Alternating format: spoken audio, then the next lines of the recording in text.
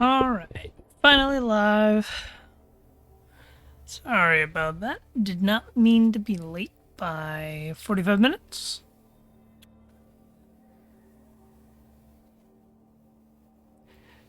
First, the internet holds me up, and now I'm held up by myself. But we've got 4 games to look at. And I'm late. I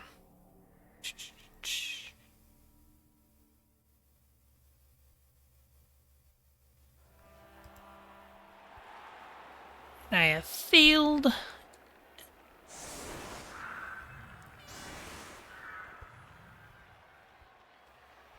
see. So this is a college game. Got some Lizards versus Undead.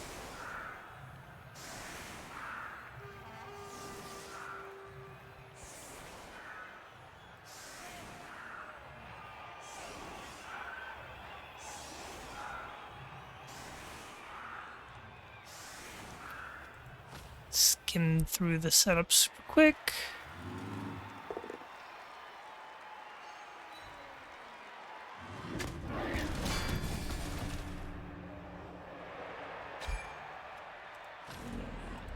Just take a look here. This is the offense.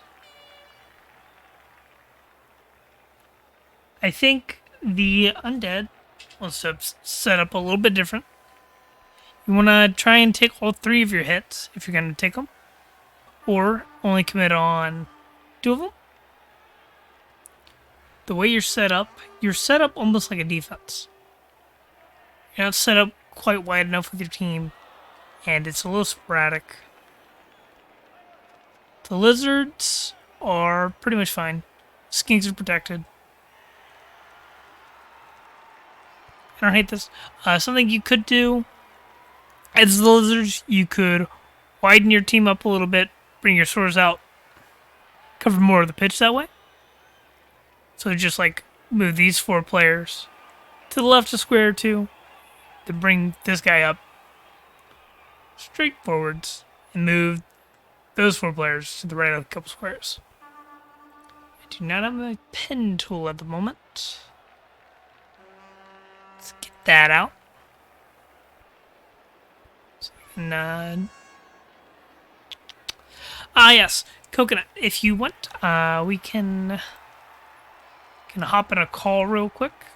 I apologize. I was super late today. I took a nap in which my human alarm clock also ended up taking a nap.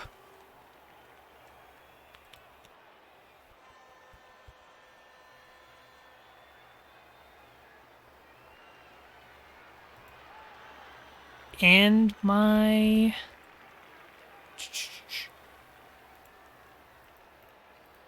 my chat is on the wrong thing. 1 second. My overlay is not working.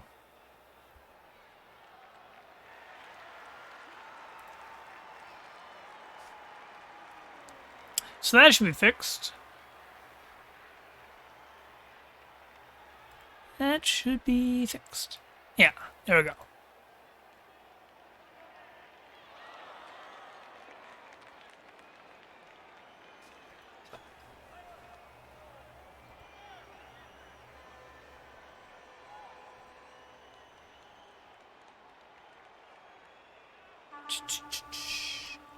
Give me just a moment. I will get it fixed up. Let's see.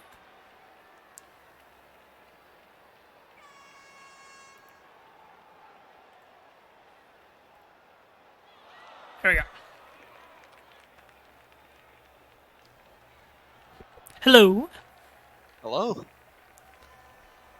How you doing, Coconut? I'm seeing if you can be heard on stream. So if you could try to talk for me. Yeah. Yeah, I think I can. I think I heard myself on.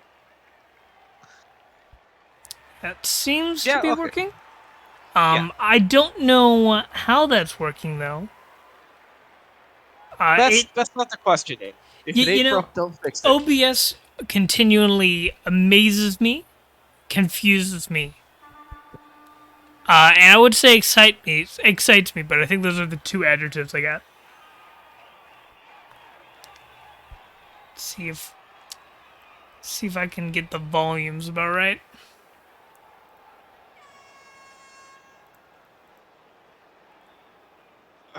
All right, here I was enjoying mac and cheese for breakfast. Like, oh, I can't wait to help my podcast. And then wait half an hour and think to myself, huh? If you're not late twice for the same stream you're trying to have, like, what are you doing? Fashionably late, as always. Yeah, long story short, I asked my wife, hey, I'm really tired. I'm gonna take a nap before my stream. Could you wake me up? Yeah, sure. Absolutely. 100% of the time. So I go and I take a nap. She wakes me up. It's 4:10. She's like, I'm sorry, I also took a nap. So, make sure you get that straightened out before. Because my alarm clock got tired, so it's... Whoops. And I slept through my own alarms, because I'm pretty notorious for sleeping through my own alarms. I feel like at that point it's a problem with the alarm itself. No, like, it's what you should do, right? No, is you need to hire a goblin, right? Yeah, And purchase a massive, like, 5-foot diameter gong, and just have the goblin bang on it every time you need to wake up. The simple solution actually is just finally get my CPAP machine that I've been like in limbo for like 2.5 months, because like I've got sleep apnea, need to get the appointment set up, and by that I mean they've been out of CPAP machines where I'm going to get mine for like 3 months. So I can have better sleep and be able to wake up. It's just they don't have the things. Sounds all right. Sounds about right. So I'm streaming the game, but there are links to the games in the spreadsheet, pinned in weekly recaps. But you can also just watch the stream either which way. And these are some pretty wild setups so far.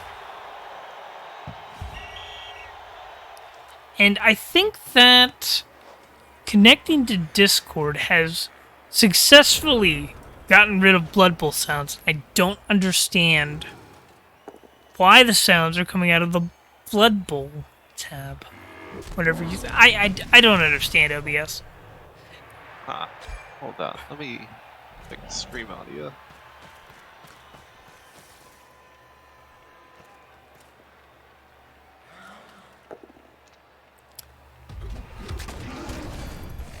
Oh yeah, the Blood Bowl audio is good on stream. Oh, good.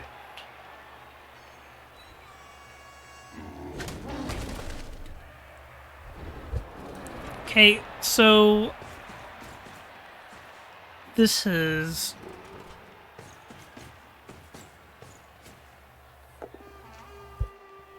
two source KOs. It's really hard to come back from.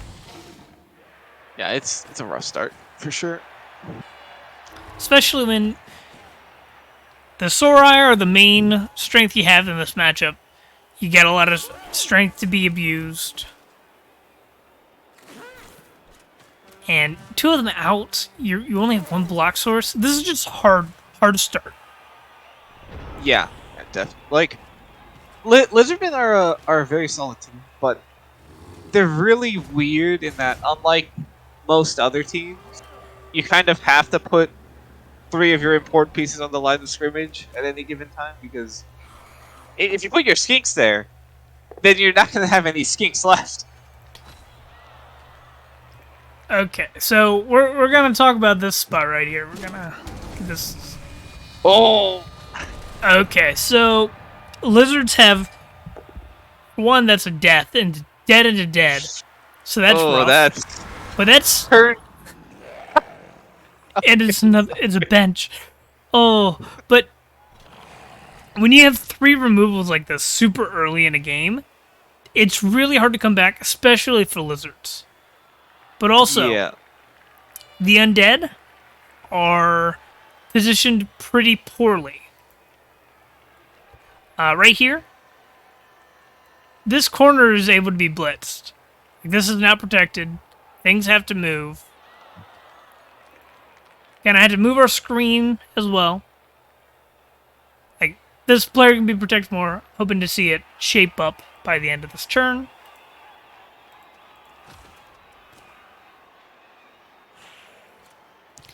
And even the other side of the guard mummy isn't protecting this very well, because you have a Saurus basing skeleton. Just need a push, and then the other side's blitzable.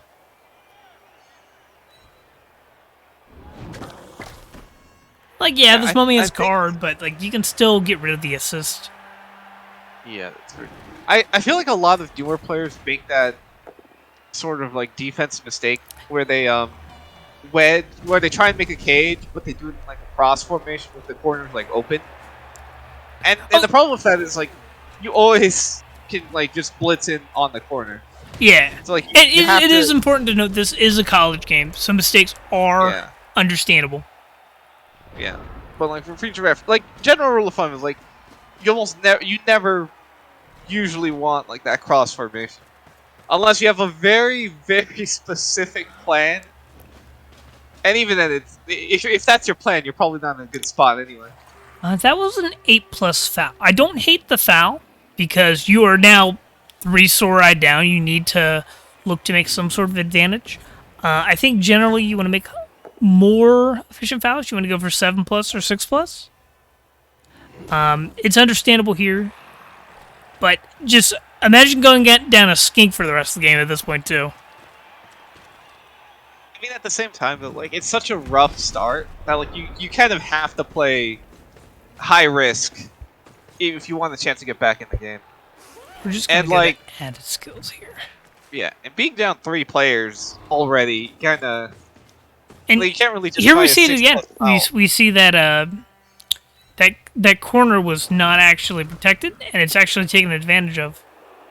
And then into bag the hands. Man. Oh. But hopefully the undead player sees that right there and Okay, we're gonna do a little doodling to show why that's not protected. Just anytime you have 2 players diagonal, this corner can be blitzed through. This is not safe because you can get rid of those assists. So what you're trying to do in a cage, and it looks like they're trying to replicate a cage, but doing it improperly, because new players, that happens. You want to get the X formation, because that means there's no diagonal you can get into here. There's no dodges you can make. Well, you can make a dodge, but it's a very hard dodge, or a leap, or whatever. There's a lot more work that has to be done in order to blitz your ball carrier this way than if you have, like, in a cross shape. You can just walk into these corner spots like this. Yeah, you definitely, like, basic cage formation is you want an X shape, you never want a plus shape. Now, that being said, I'm a huge proponent of, if you can get away with a screen or a double screen rather than a cage, do that, because you will have more players for the fight, for bashing, if you can get away without a full cage. Yeah, that's definitely true. But if you're against like war dancers, leap pieces, agility 5, wrestlers, like you won't always be able to get away without a full cage. Yeah, definitely. Like, but that's the other end of the spectrum with like rookie mistakes, and that just tunnel visioning on making the X-shaped cage, because a lot of the time that just means half your team gets surrounded, which makes it a lot harder to move downfield with the ball when you decide. Absolutely. Over-reliance on the cage is like, in my opinion, If you're in a cage, it should be because you're forced to be in a cage. Or because you have so little pressure on you that you can afford to make a cage. Like, let's say you're against some Dark Elves and they're down 5 players from you. Yeah, just put your ball in a cage and walk down the field. Yeah. Well, like, this is like a pretty textbook example of how, on the undead team of how to throw away such a massive advantage almost immediately. Yeah, and this looks very green. I've definitely seen many college games like this, and it's usually from players that don't have a mentor. It's pretty understandable. Blood Bowl's a hard game to learn. No shame in it whatsoever. I know what you mean, Russell. It's a beer and pretzels game. Oh yeah, absolutely. Nothing hard about understanding when to tackle cylinders. Okay. Lizards are not protected on this corner now. I'm hoping that this gets abused as well. Because this mummy can go get a 3-die right here.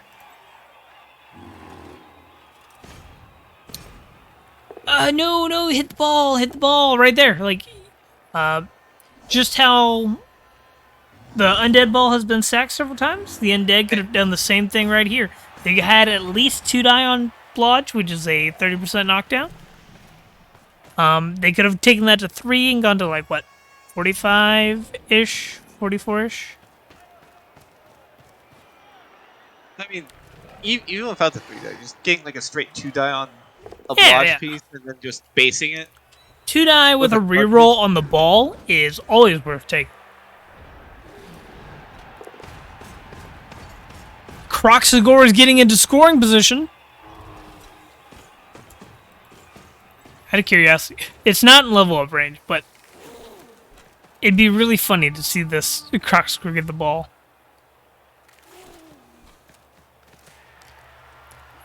Getting ran around by skinks is very common. Happens to everybody. Speaking of lizards, I had to play lizards tomorrow against the only person who's beaten me 3 times. The only person. Yeah, I have a major grudge match tomorrow. I'm playing against Paul 02. Oh, that's bummy. That's a big death. Oh, that's brutal. This is a brutal game. Like, things are just dying without Mighty Blow. This is crazy. All right. So the thing about regen teams, right, is that regen is a fake skill. It never works on deaths. As my main season Nurgle team will tell you. I think the best way to look at regen is it's like using a regular Appo on every player, but the failure is you just keep the result rather than, have a chance to come back. So it's just like for perms and for death and MNG, it's like it's like having used an Appo on a regular team, where if I'm playing Chaos and I get a MNG or a dead, those are effectively the same for the game, but not necessarily for your season. It's effectively like a slightly worse Appo, but you get it every single time. Yeah. Regen. Like regen is really good for the bash game. Yeah. Because of my poor experience with regen on teams, I think I've conditioned myself personally to look at it as like, okay, if this piece gets hit, I have to be comfortable with a coin flip for them to not die. Basically. Yeah. So like, it does, regen in a weird way does sometimes teach you to just be more conservative with like what you let gets hit, because you don't have as much control over what happens after you get hit. Yeah. So it looks like we had to talk about fouling a little bit, because I think the lizard player doesn't understand how the armor roll works. So, when you're fouling a piece, you reduce the armor value by 1 for every unmarked player next to the foul target. So, right here we've got 3 lizardmen around the foul target, but all 3 of them have an opposing player next to them. And it is important to note that in Blood Bowl 2, guard does not work through being marked.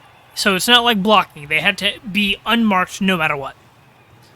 So in this case, this AV could have been brought down to, what, a 6+ armor roll if these players weren't here. But with them there, it just makes the foul harder, and you're more likely to get sent off than you are to do any lasting damage.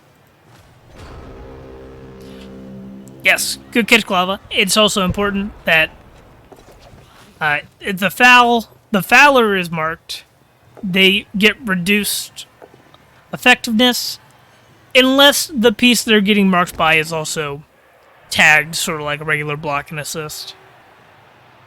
Fouling 101. Fouling 101.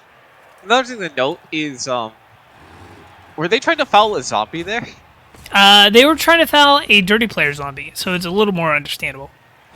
A little bit more, but because dirty player stunty is really good to foul with. Like, fouling a skink with a dirty player is very good odds to remove. Which, speaking of which, definitely foul these skinks every time they're on the ground. I don't think there's been a good opportunity for it, but it's something to look for. And here, I would just go ahead and score. Yeah, this is definitely like where you just want to score. Yeah. Both exposing valuable, fragile players, absolutely. But in the Lizards' defense, they're down 3 Sorai. Yeah. Oh, okay. I mean, if they want to take blocks and still have the reroll and like their ball carrier is safe, that's fine. But the ball carrier is relatively safe yet. This is a lot better. I don't hate this. I definitely would have scored, though, just because I would rather score suboptimally than not score at all. I think Lizards have a little bit of the luxury of being able to get away with this, though, just because skinks. Okay. How? That's unfortunate. I mean, it's not bad for the Lizards.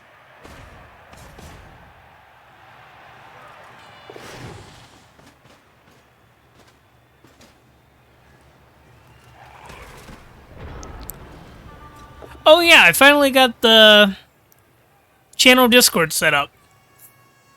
By the way, should be below the stream. Discord button, clicky clicky.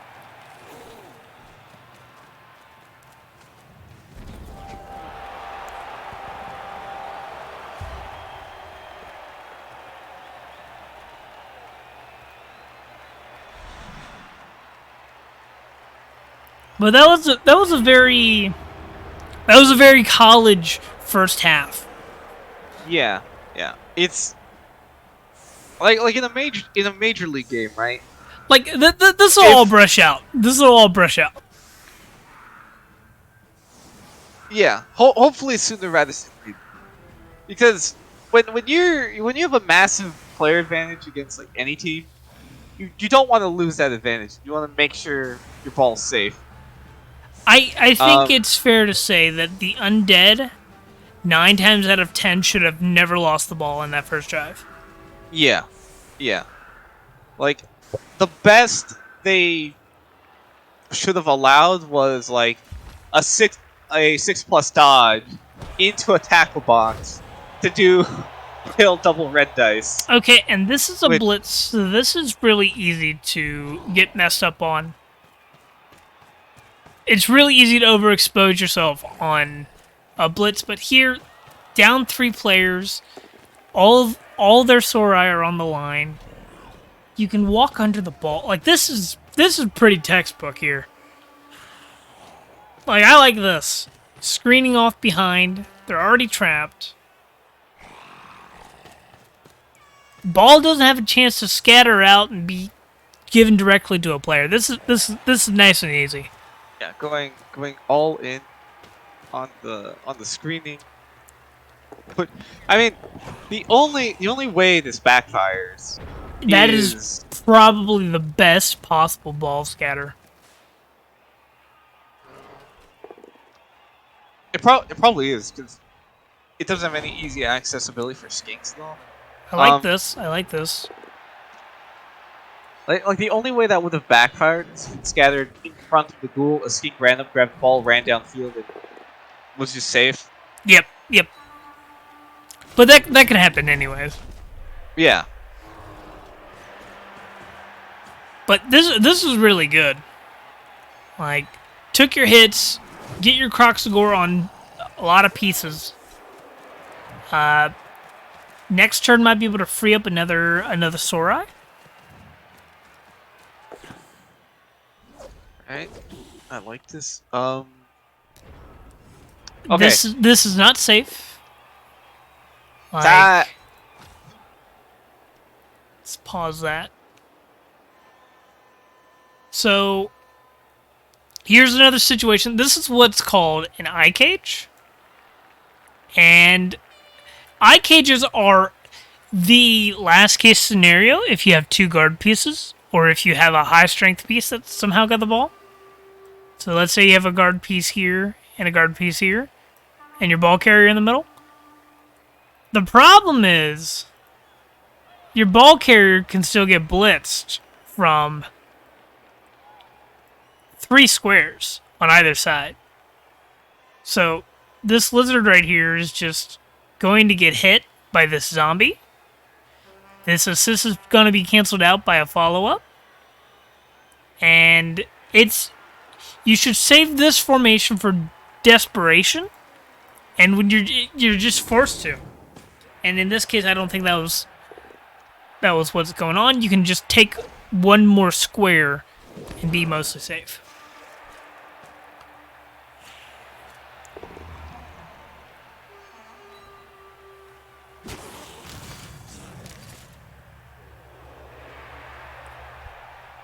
This is like a very violent game.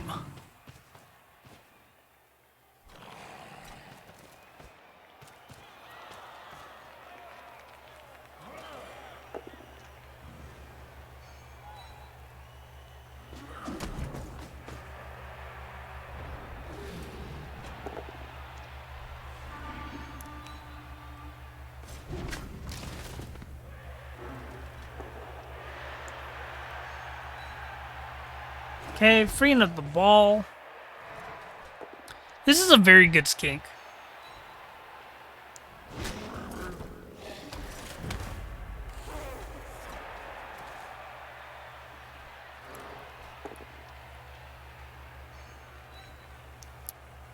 yeah, blood on any piece is just universally good. I know I've gotten it on a Chaos Warrior now. He's blodged with guard and he is so good. Loves to stay up. The ball is really away from the team now. So if it gets in a sticky situation, it's going to be really hard to recover. Yeah, I don't 100% hate that idea though, because the Croxagore is like making dodges harder, and of course Yeah. it's a 4+ with a zombie dodge.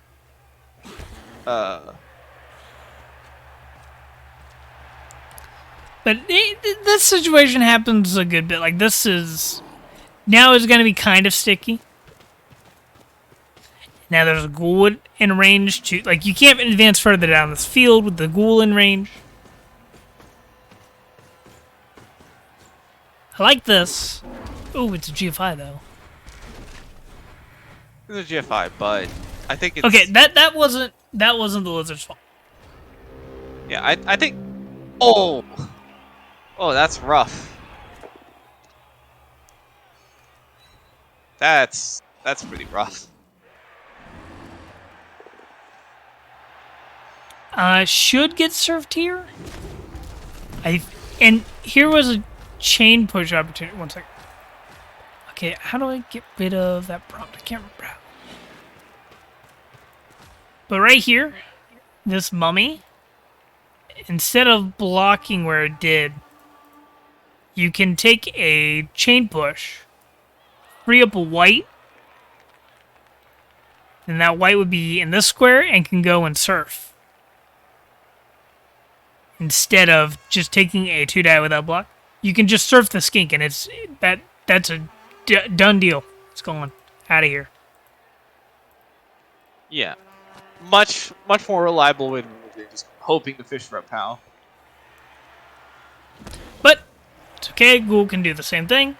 But white could have done it with block and been a little safer. Like, if you're going to take a hit with the mummy anyways, that is. Oh, that scatter. Oh my god. Ah, what is this game? This has been a violent, hectic game. It's always unfortunate that a single set of snake eyes can drastically change the outcome of the game. Yeah, for sure. And, like, the lizard player has been doing some things that are a little strange, but also just 3 Sorai down first half into a lot of shenanigans. Getting blitzed in the second half. 1 in 36 into ball is next to your end zone. That's very dangerous.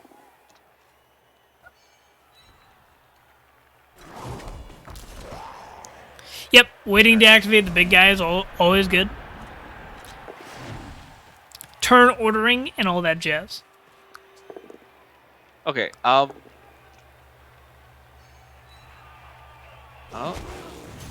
Okay, let's push. Okay, you fish for POW, he got it. Oh, that's unfortunate.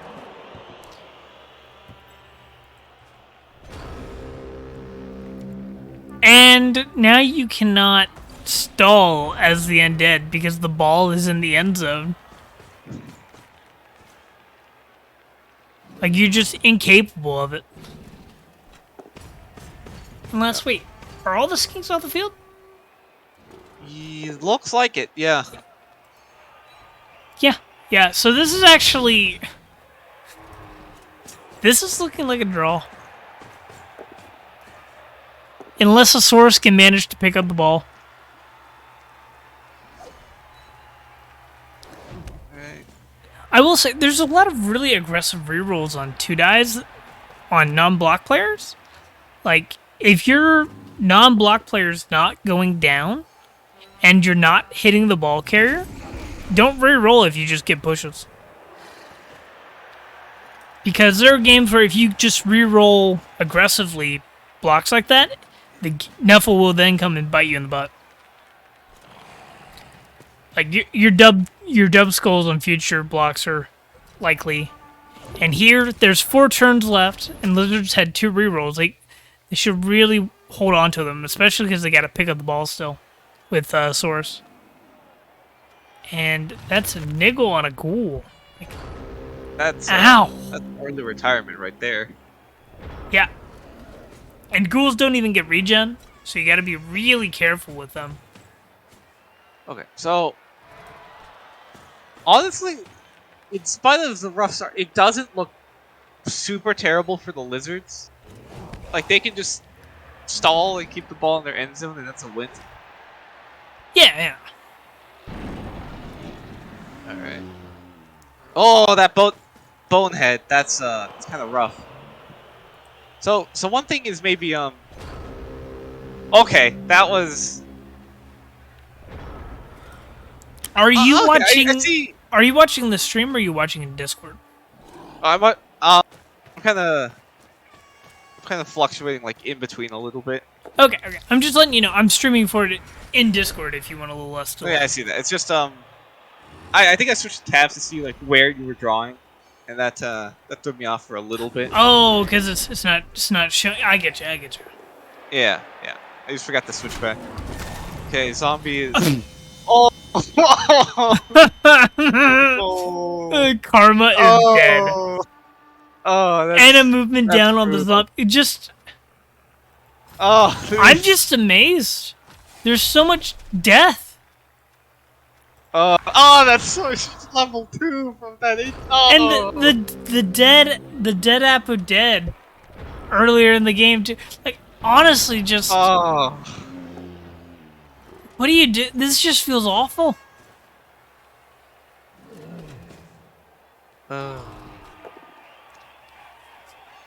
Like, and the carnage is just completely random. There's no mighty blow on these teams. There's no mighty blow. This is true. The game. Right. This is like this is they like a picked up clock. the ball Oh. too. Oh, what a pain! This is a very. And the lizards don't even get a win when they lose. 2 lizards here. Oh, that is painful. Man, they were That is gonna have to that is a block brutal after the game. That was gonna be an acceptable outcome. Just, this is rough. It's really rough. On the bright side, both of them are roughly as maimed as one another.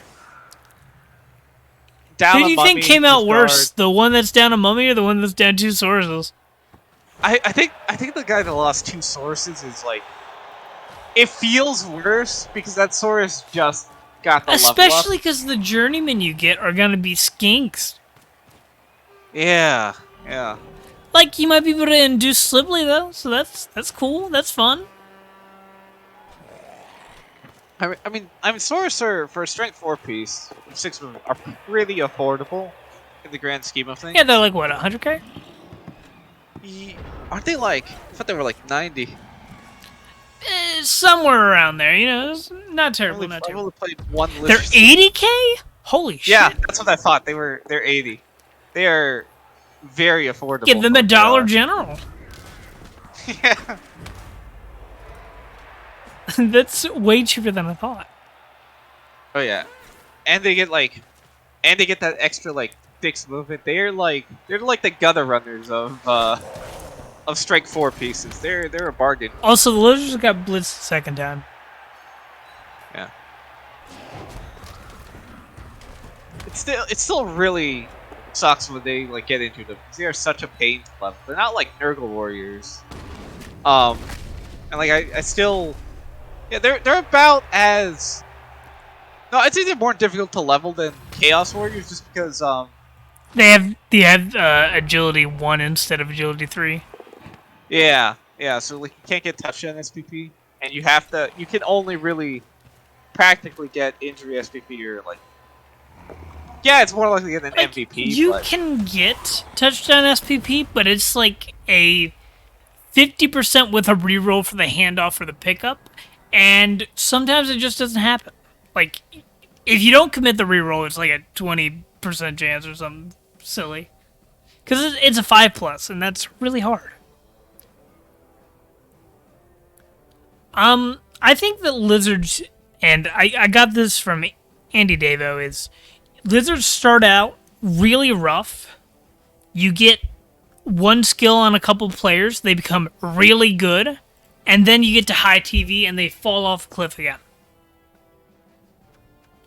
But especially like in Rebbl, like there's a lot of really good lizard teams and good lizard coaches, and they can be a pain up to high TV even. Yeah. Like, I think them dropping off at high TV is really dependent on the development of the lizards. Like, if they manage to keep most of their Saurus, like, alive. They can still, like, they can go toe-to-toe with, like, even High Claw, Mighty Blow, like, Chaos teams. But... as long as the removals don't dick them over immediately. Like that game, if you get removals really early on your Sorai, it can be really difficult. Yeah. Cause... yeah, out of every like team, I think Blizzards are the most dependent on their like straight 4 pieces. They have the most of them, but the problem is they need every single one because the rest of the team is just stunties. And now this is a game between some regulars. We got Mighty Crab and Strange Feller. So this one we don't have to look at it as intensely. We can meme a little bit more. Both of these coaches do really well every time I watch their games. Pretty solid play. So point out the good things, point out the strange things. Yeah. Well, what div are they? Oh my gosh, that white is a monster. plus strength and guard. Oh yeah, it's gonna get stand firm next, and it's just an absolute beauty. Or a double, Oh, go into bludge firm. Lodge for man. All right, decent wolf. What div are these guys in? Minors, something or another. Okay. God, I remember in my current REL div, there's a necro coach, and his team is just nothing but monsters. Like he has double mighty blow wolf. Um, he has just Or what type the of amount of playoffs. stand-ups and like doubles he's rolled on that team is actually insane. Um, This is a kicker with mighty blow. This is just asking to be killed at the start of every single game. it really is. I like the Wait, moxie he has though. 2 mighty blow pieces. Hold on, do these elf catchers have 3 strength or 2? Okay, they have 3. Okay. Wait, he went for Juggernaut You know, instead of you don't Block. always get the double. You already have mighty blow. I don't hate it because if you're using him as a blitzer, Jugs basically acts as a block anyways. Oh, do these elf catchers not get general stats base? No, they do, but you don't get the strength skill base. So if you roll a second double, and like Jugs is really good, you would have liked to have gotten block and then Jugs, but I can understand it. Now, I've seen it do some good work to get through some stand firm pieces and such. Yeah, but I generally think it's generally like block is best skill, obviously. Oh yeah, Um, but especially like this piece is generally being protected, and it's generally blitzing with the mighty blow. So I don't hate it at all.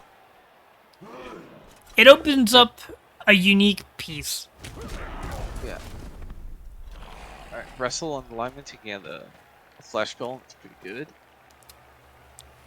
Wrestle is a great skill on a team that often gets out-strengthed. Oh yeah, definitely. Like,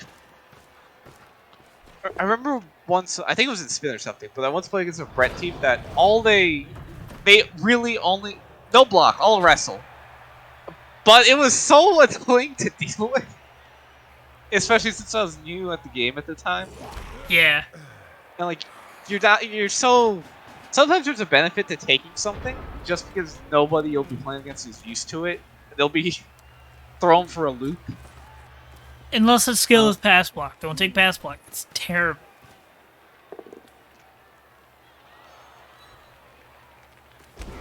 So much mighty blow. I don't know about following there, but oh, okay. So they wanted the extra. Making a hole, it looks like.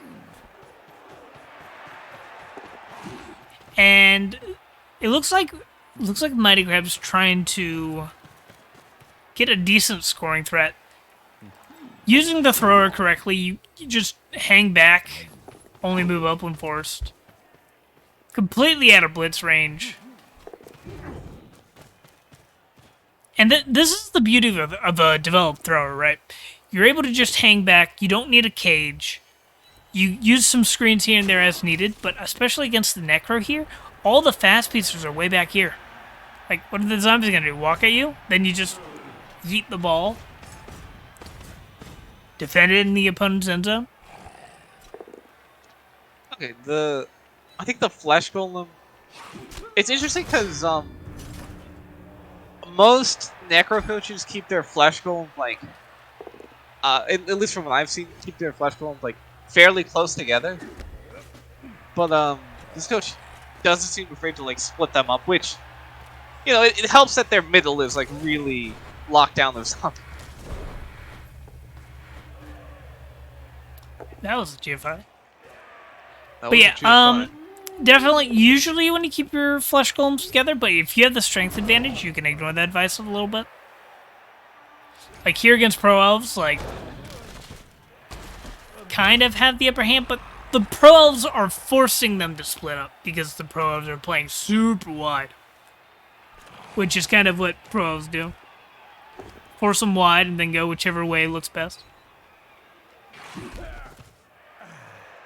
Now, I would put just a little bit of pressure on the thrower, right? So, send maybe just a zombie just meandering towards it very slowly. Walking towards him menacingly. But, you know, honestly, I've definitely played games where just ignore the thrower if you're not fast enough to deal with him. Harass all the scoring threats.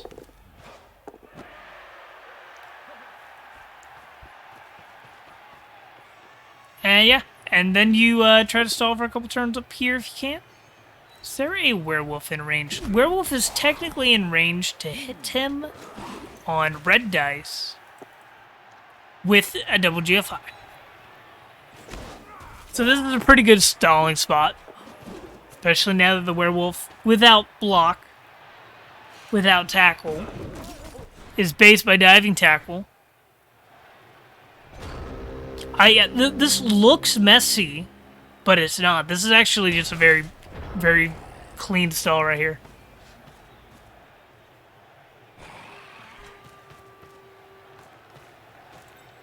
And now the Necro are forced to just send players at the ball. Pros get at least this turn stalled, and then next turn they just plop it in. And, you know, the Necro will have like 3 turns to score back, but ooh. I like the Appa there, because that's a diving tackle dodge. It's 3 levels, you gotta preserve that. It's a pretty early death though, so yeah, it's gonna hurt unless, if unless you know it's an elf team, in which case they deserve to get punished for their hubris. It's an elf team. They've got plenty of turns to be scared about missing the Appo. Yeah, they're an elf team. All their players are superstars.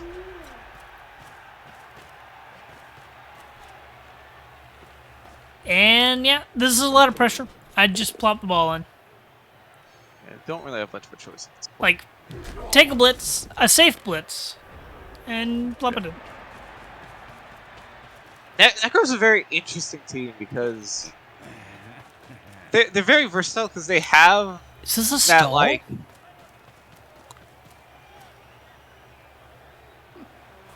No. No, wait. Oh, okay. They're trying to... Okay. Okay. Okay, got the level there. But yeah. So that catcher's gonna get to block or wrestle or leap or agility plus, whatever it rolls. Yeah, Necro's an interesting team because they're like humans in that they're a really versatile team. But they just don't really have that same passing game. And instead Absolutely. they have... It's like they're more... They've got more, like, dedicated pieces. Like werewolves... Yeah, like, instead of, like, blitzers, they have the flesh golems. Instead of catchers, they have the werewolves.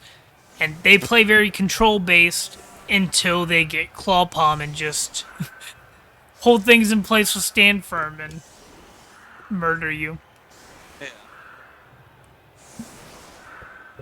Oh, maybe I should try them at some point. As someone who plays teams whose average movement is like 4, whenever I get my hands on something like a gun runner, it is such an intoxicating feeling. It's very interesting though, because you want to ghoul once your werewolves become decent, because you don't want to force the werewolves to have to carry a ball. Yeah. Like, carry it Like, when it's good to do so, but usually you just want them to be able to go out and do some damage, run back.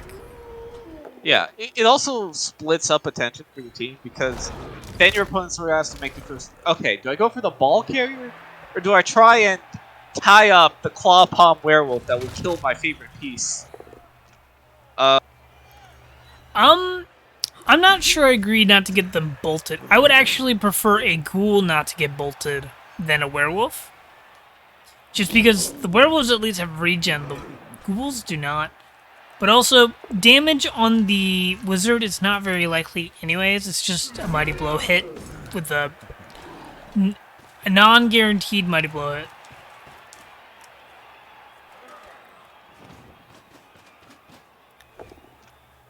Like, I think wizards are the main reason if your ball carrier is niggled, you definitely want to start building up a replacement. Yeah, like with wizards as well. I feel like if you're gonna try and use a wizard just for damage, you may as well do the fireball. Which most people don't recommend. You know, I've really come around to the fireball when you can get a nice and effective one. Just because if you have 3 targets and any of them going down gives you a good shot at getting the ball, that's a 1 in 8 versus a 1 in 6, with chances of being better than just a lightning bolt. Yeah. So I've definitely come around to preferring fireball when I can get a good one. Yeah, like lightning bolts that offers that precision when you have. So like if you're a Skaven team, usually lightning bolt will be better because you can like get the ball a lot more reliably. Oh yeah, for sure. But like on teams that don't really have that same kind of agility, like a fireball can offer some much needed utility. I didn't mean to rhyme that, but it just came out as a rhyme. It's a bit like if your opponent doesn't respect the fireball and gives you a 4-man fireball, take that. They try a standard cage, take that 5-man fireball. It feels so good. It's so fun. Yeah, and with like the potential, sometimes it's just super effective. The high roll potential on a 5-man fireball is immense. Potential to wipe out half an opponent's team for the low cost of 150 gold. Like, even if you don't get a break, like, if you get 3 people on the ground for a turn with a fireball, it allows you to do so much. Yep, and exactly. Much less possibility for a whiff. I remember once doing once trying to do like a 6-person fireball and nobody went down. I remember thinking, That's oh man, I'm getting diced. I think I still won, but it didn't feel good. Yeah, that's like very unlikely. It's very sad. It's actually just as unlikely as all of them going down, if that makes you feel better. I guess that's true. Is it as unlikely as say a Khemri team with a 15% pickup rate? You know, I've never encountered somebody that unlucky. Be very sad to witness. Yeah, and I definitely wouldn't be snickering every single time it happened. Yeah, especially if the other team were elves and 83% armor breaks. What did I have? Like 23% armor? Yeah, it was like 23%. It was like you touched me and I exploded. It was crazy. That was just a very wild game we had in spins. Yeah, it was. That was Khemri. Russell was. Were you pro elves or high? I can barely. Pro elves. I was definitely pro elves. Right. And the thing is, I broke his armor with virtually every hit. But the problem was we still ended up tying because my ball, out of 12 ball pickup attempts, I only succeeded twice. Well, and then my my blitzer took a 1 in 36 GFI into MNG. And that just, like, allowed you to get the tie. I was so sad. I think I had to do some pass shenanigans. Yeah, you did some pass shenanigans, and I tried to let the star player pass block do something, but you managed to get out of range of it by, like, a square.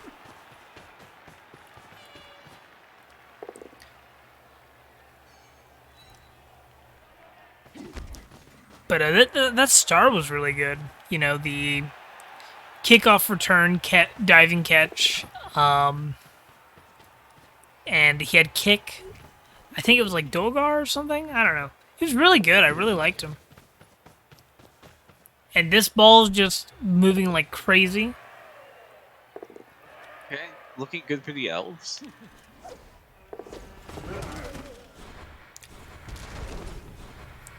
Three plus, 2 plus. Double reroll.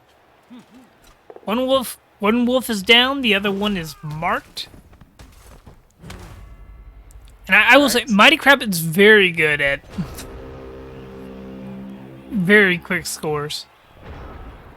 Uh, this was a bit of an unfortunate turnover here. I think it was getting into a position where the Necro could have secured the ball and gotten a quick score. Pros are just a ridiculously good team once they get a hold of the ball, or so I've heard. Yeah, one of my Blood Bowl colleagues has a very unfortunate distinction though. Of his main league pro elf team just dies. Like I think he has like 4 players left on the main roster. Oh, that's amazing. It's pretty brutal. I tried to me and my fellow clanmates tried to talk him into retiring the team. Oh. I think that pros are probably my favorite elves. They're so fun to play. Or dead elves. That's fair. I refuse to play elf team. I mean, ironically though, I wish there were more of them because that's less claw palm I have to deal with.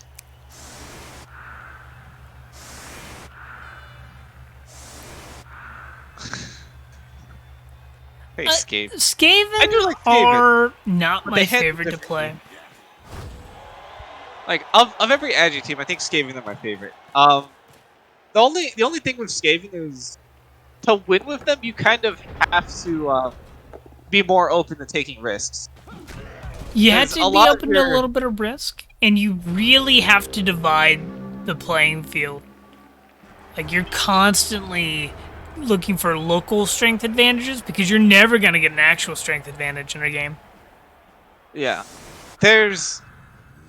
Like, a lot of your game making plays are like sacking a ball carrier and like going for like 3+3+ dodge, 50% pickup, and then like running out and skidding away. But like, if you're Skaven, you get the ball with a gutter runner. Your opponent's not getting that ball back unless they're really lucky or really good. I know.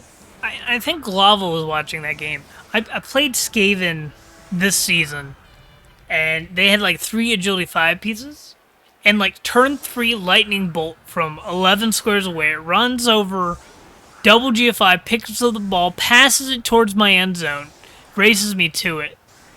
Most terrifying play I've ever seen by a Skaven player. Like, yeah, a good Skaven player is they can do some wacky stuff. It has opened my mind to a new way to play agility teams. Like, you remember, I did that to you. I remember. Ran over, stole your ball, and threw it at the end zone. Yeah, and I couldn't like get back to it because you had so much more movement than me. That was very clever. Yeah, I completely stole that from that Skaven player because it's terrifying. Because like, if they're the faster team, they're gonna get to it before you, even though they don't currently have the ball in hand. Yeah, that's what makes Hail Mary like a feasible skill, because like you can just. Oh yeah, I did do a Hail Mary play as well, didn't I? Yeah, it was that same player because they I think they had Hail Mary. Because I did a Hail Mary play, but I also did one where I was trying to steal the ball from you, and I did the same thing. It just didn't work out that time because a GFI failed and I lost the player. Yeah, but the Hail Mary play was actually my only option, though. It worked out for you. I think you got the score. Yeah, I did get the score there, but it was very. Woo. Yeah. The moral of the story though is like sometimes, the best way to keep the ball safe is to just make sure your opponent can't reach it in time. Yeah, like especially like you play Nurgle. I'm sure people have punted the ball away from you and made you very sad. I have the luxury of having an Agi 4 Pestigore, so it's not nearly as bad. But fair. The thing with Nurgle and like Camry and other teams that have really low average movement is that your position, like your screening and positioning, is a lot more important. Say elves, because you can't readjust the same way. Yeah. Like with elves, you can like dodge out and like remake a screen. That's rolls, but it's only a 1+. Or a 2+. Whereas with like Nurgle and like Cambrai, you don't have any agility. Like wherever your players are and whatever base they're stuck there until the end of time, until they kill whatever on them. Or whatever's on them just walks away. Yeah. Casual 2+ dodge into leaving you in the dust.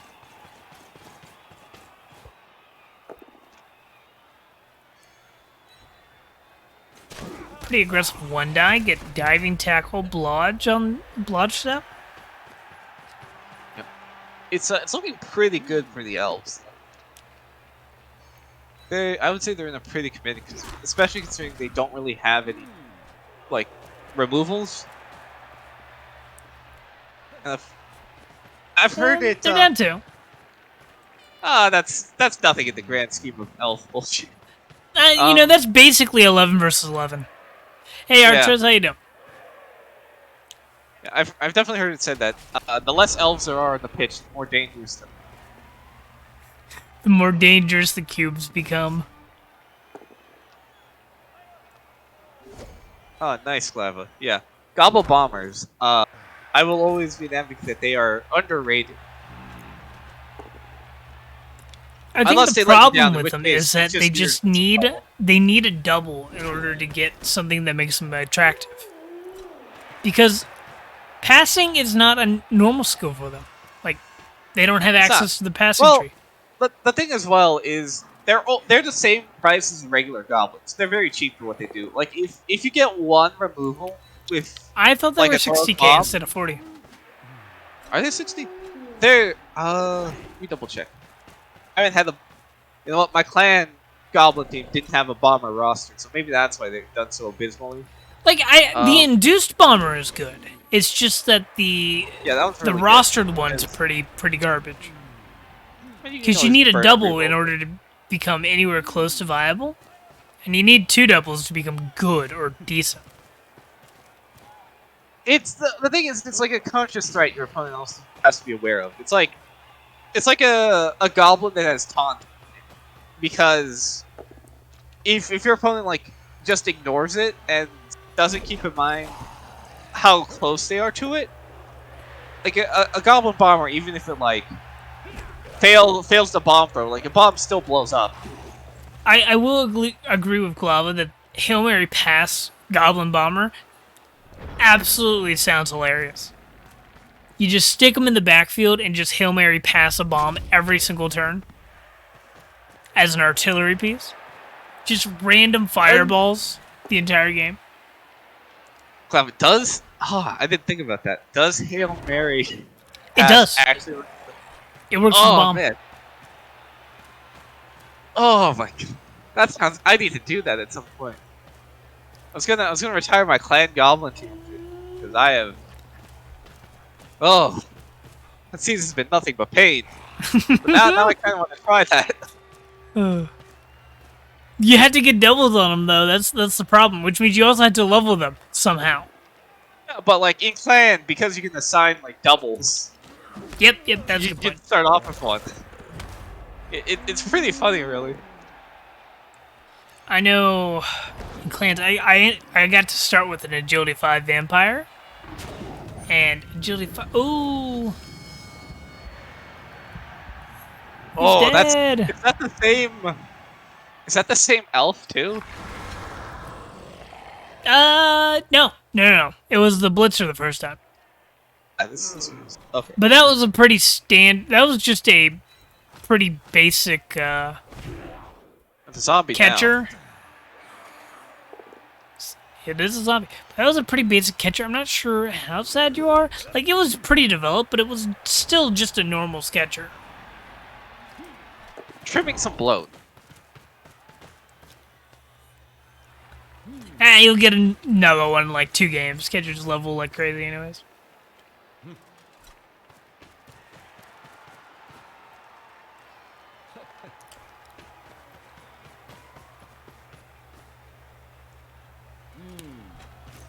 Yeah, like all goblin positionals need doubles to do anything.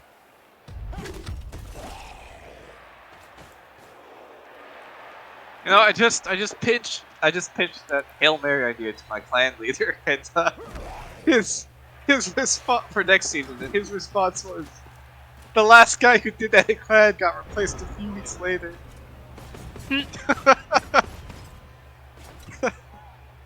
But yeah, no, yeah. My clan season's gone pretty poorly. I have lost every game so far. My goblins. It has been. I really feel like I've let the team down, but at the same time, I've eaten all the bad matchups for the rest of my crew, so it's not the worst thing. As a vampire coach, I've eaten a lot of the good matchups, still lost them or drew them, and you know, I'm like a very cheap vampire team. I think my team cost the clan like 1,200 this season, but I've been doing good work off of 1,200. Like I think I've gotten like a couple losses, a couple wins, like 5 draws. I don't even know my record. I don't know. I generally believe it's decent, but I also refuse to look at it and disprove that theory.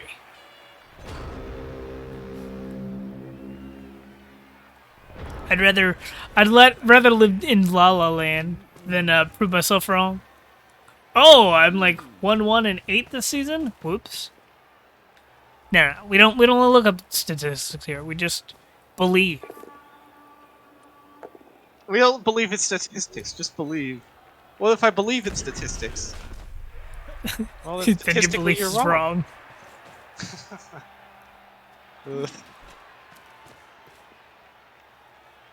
Let's see. You know the best part about facing flings as Nurgle? Just walking tentacles on 4 players. It does feel pretty good. I thought you were gonna say the fact that they can't really throw their flips anymore.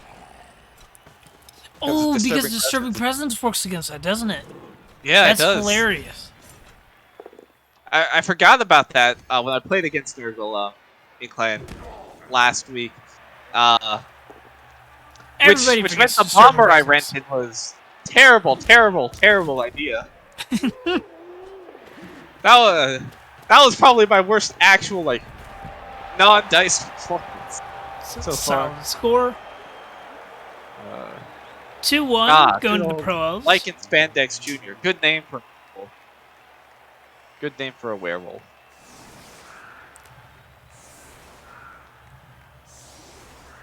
You know, that actually allows you to do some really funny, like the bomber. You can throw teammate him next to some teammates, intentionally fumble, boom, knock down multiple players. In theory. I don't even know if bombers have the right stuff though. They do. Do they? It's a lot of dice for a play that may or may not pan out. Oh no, it's absolutely a horrible play, but it is an option, and that's all you need to know. All you need to know. I mean, realistically, it's just a better play to just like do a long bomb with a goblin. But let's say you have the ability to throw something at a cage, and it could also be a bomber. And if it doesn't take down something, you can also just throw a bomb. Blitz is really bad for the Pro Elves. Oh yeah, that's huge. Especially with movement 9 werewolves.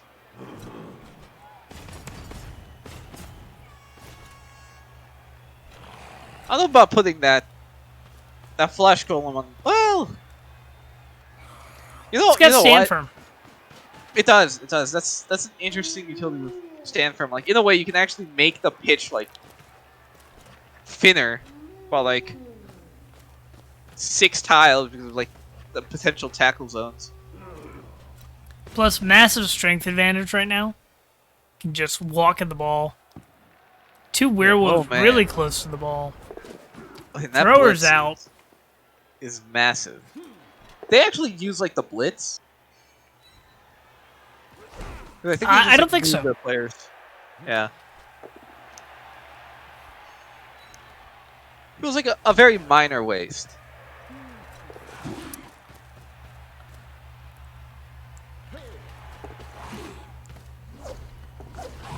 Could have definitely taken a hit with like the white. Yeah. All right.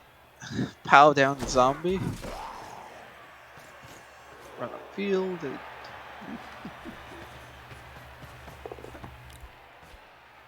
I pick up the ball, but oh, this is dangerous. Yep. Gotta reroll that. It is in a cage. The cage is based, but it is in a cage. Well, and Mighty Blow Kicker is out.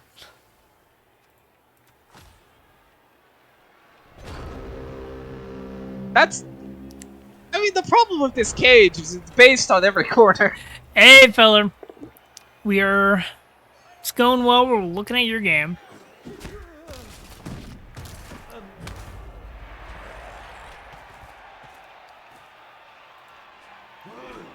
Yeah, good werewolf names. That's the most important thing of the team. Because everyone knows that the best named players get the best stat-ups. I've always found that it's always the player you didn't put much thought into their name. They become like the superstar. It's like, ugh. You talking about Frank? No, I'm talking about my own players. Yeah, I guess it is true in a way. Because Figgy Pudding, that was just kind of like a quick joke I had in my mind, and then he became a block, pro, guard, stand firm, Beast of Nurgle.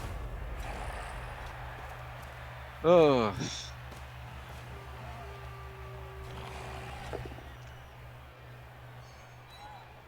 Now I just need Claw. And, So, this ball's not safe. This might surprise you. But this is a functional cage if these were your own players. These are opposing players. Nice. Intercept. I didn't hate it, though, because that was Nerves of Steel. And that would have gotten the ball safe. But that's that is unfortunate. of Steel. That is... Yeah, that wasn't a terrible play. It just did not work out. Thanks, Artrez. I'm glad it made somebody laugh. But here's the thing with my sense of humor.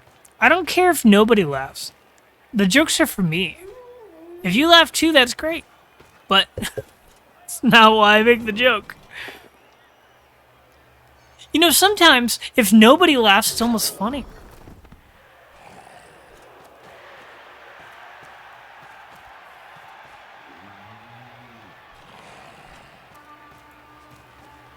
Yeah, this definitely looks like it's gonna be a tie. You know, I could probably predict, because I know the scoreline at the end of the game, that it will be a tie. I mean, I haven't seen the scoreline, but like... I'm usually good at forgetting it. Oh. It's one of those things, like, you go to the match replay, you click the replay, and then you forget the scoreline. That's just the nature of it. It's like, oh yeah, I have this for play. It's like, oh, what was the end score? It's like, it doesn't matter. But like, you know, sometimes the really strange scorelines, you have trouble forgetting those. I remember my division. I was watching a stream of an escaping player in my div, who right after playing me had developed their Natty 1 turner.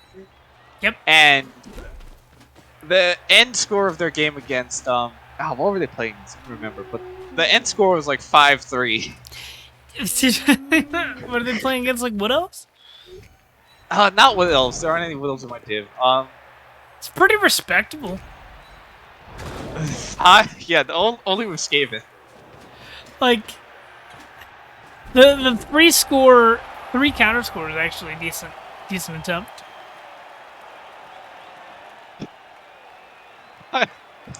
The hilarious thing about gutter runners is if they get a plus movement, they become Daddy 1 turner if they're on the line, and it's just It feels like cheating. Feller's playing. It's probably a tight glove. That's funny. Playing against Skaven is really a unique experience in slower teams. You're basically playing against... It's like you're playing against the future, right? You're not playing against the Skaven this turn. You're playing against where are the scoring threats next turn. Like, I always feel like when I'm playing Chaos against Skaven, it's just... I'm spaced out so strangely than if I were against any other team.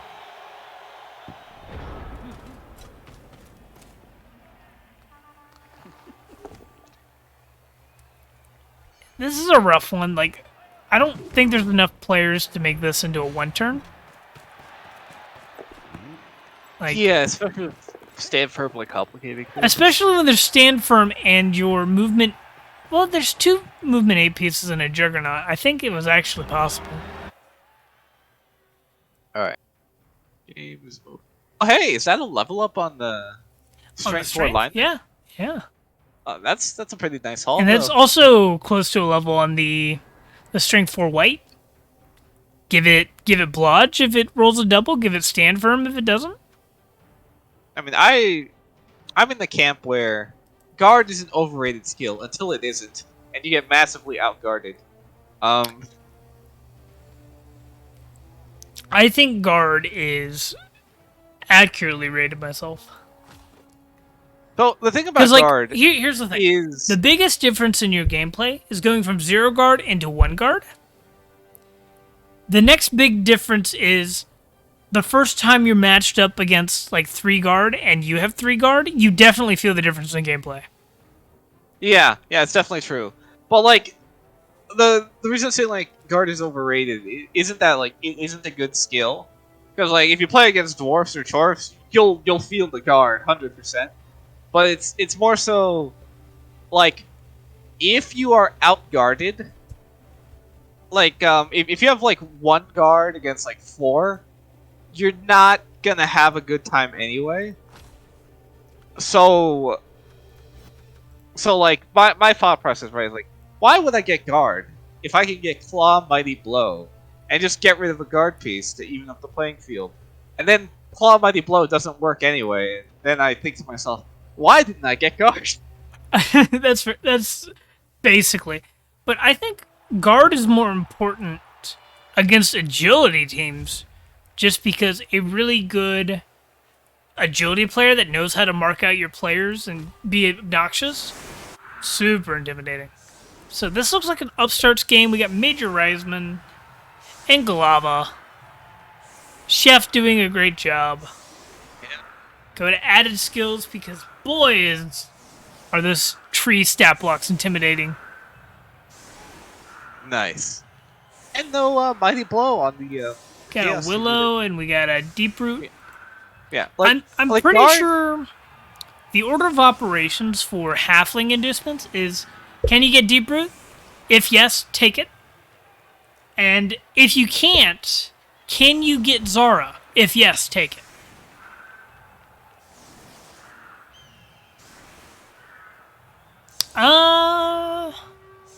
No, I think guard is just as useful for highly mobile teams. Because, like, if you've ever seen, like, a gutter runner with guard and blodge, it's crazy.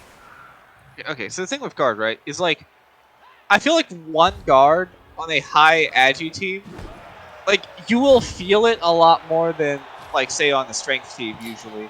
Yeah. Because you can, like, maneuver a high agi piece with guard to, like, a distant corner that your opponent might not be playing for, and you can just... You can get a lot of leverage out of it. Like, guard is basically just leverage, right? You know, Glava said it the same thing, except in, like, 5 words instead of 5 paragraphs. I completely agree. Like, you definitely feel like... Yeah. Like, yeah, the thing is, right, I still say guard is, like, a little overrated because... I mean, for one, like, every player I give guard dies immediately after. But also that, like, if you're gonna be, like, ruthlessly outguarded, then guard is, like, basically just bloat. You know, um, like if you heavily outguard someone, then actually I guess it's a better way to put it. Like if you outguard someone, guard is a much better skill than otherwise. It's one of those like local guard advantage is also a thing. Yeah, it's. And I think part of it's also like I've had to get used to playing without guard. Because on my Nurgle team, like I've gone through like 4 Nurgle warriors at this point in like 30 games, and like having to rebuild those is so much pain. Well, I have going into 4 Chaos Warriors that have been block guard since my original warrior that went Mighty Blow Claw died, and I will tell you, it feels so good. Being able to just be like, yes, I want to take a hit on this player, moving somebody in, and being able to take a hit on that player. Yeah. Like, I do not think guard is overrated. In the slightest. If you think it is, maybe you just need more guard. Yeah, I played against Chorfs last week, and that made me reconsider my philosophy a lot. That always makes everybody reconsider everything. Like, why am I playing in Rebbl?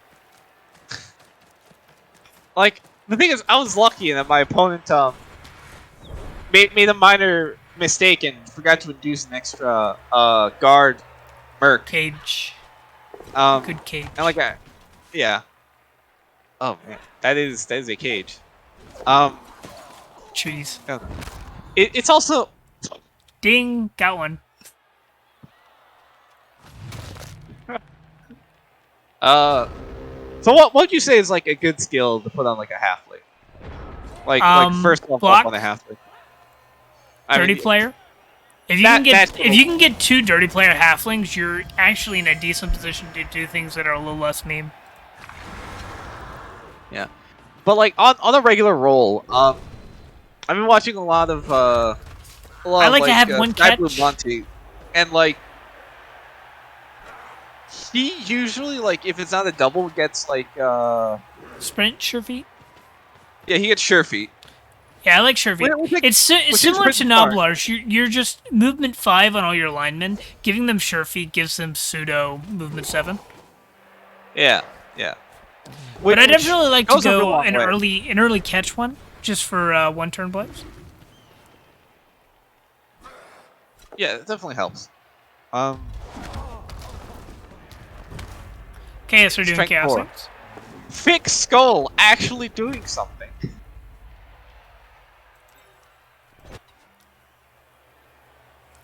Well, it was a very durable piece.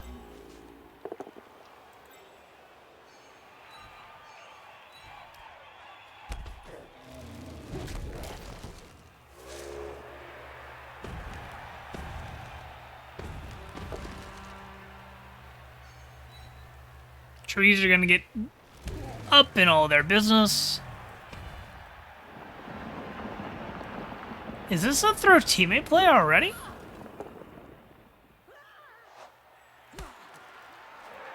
Run!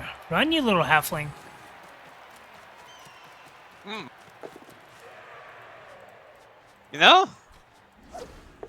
It worked, but it was a little risky, but like, worst case scenario, I think is the halfling doesn't go anywhere, knocks down your other tree, and they both die. And the little magnet hands. Because it also resets the take route, which those trees aren't really in great spots. Oh, no, yeah, absolutely. You couldn't hold there. I'm not saying that was a bad play. Definitely just can be risky. Third teammates are just hard because if anything goes wrong up into the landing, it's rough. Because if you don't have a reroll for the landing, it's just super inconsistent. This is also very sunny, isn't it? Yeah, that was a third teammate in very sunny. I think that's where I would have been like, not a fan of it. Just because it was also very sunny. Alright, so this guy's fouling the treant, right? No. Disappointingly, no. Can you really call yourself a chaos coach if you don't foul a treant? No, you know you're a Yeah, chaos coach when you keep punching the trees. But this wasn't a case where they were forced to punch the tree. Even if you have Claw Mighty Blow, don't hit the tree. It's a bait. That's what everybody wants you to do. The Wood Elf wants you to punch the tree. No, it's just a common thing I see with players. They get a Claw Mighty Blow piece and they instantly devote a lot of assist and turns to punching a tree. Yeah, you should never, like...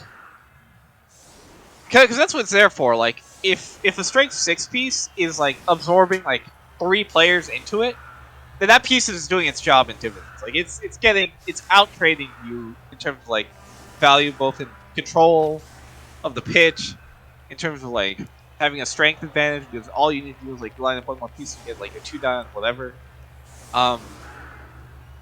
It's just you're playing into the tree's plans. You don't want to do that.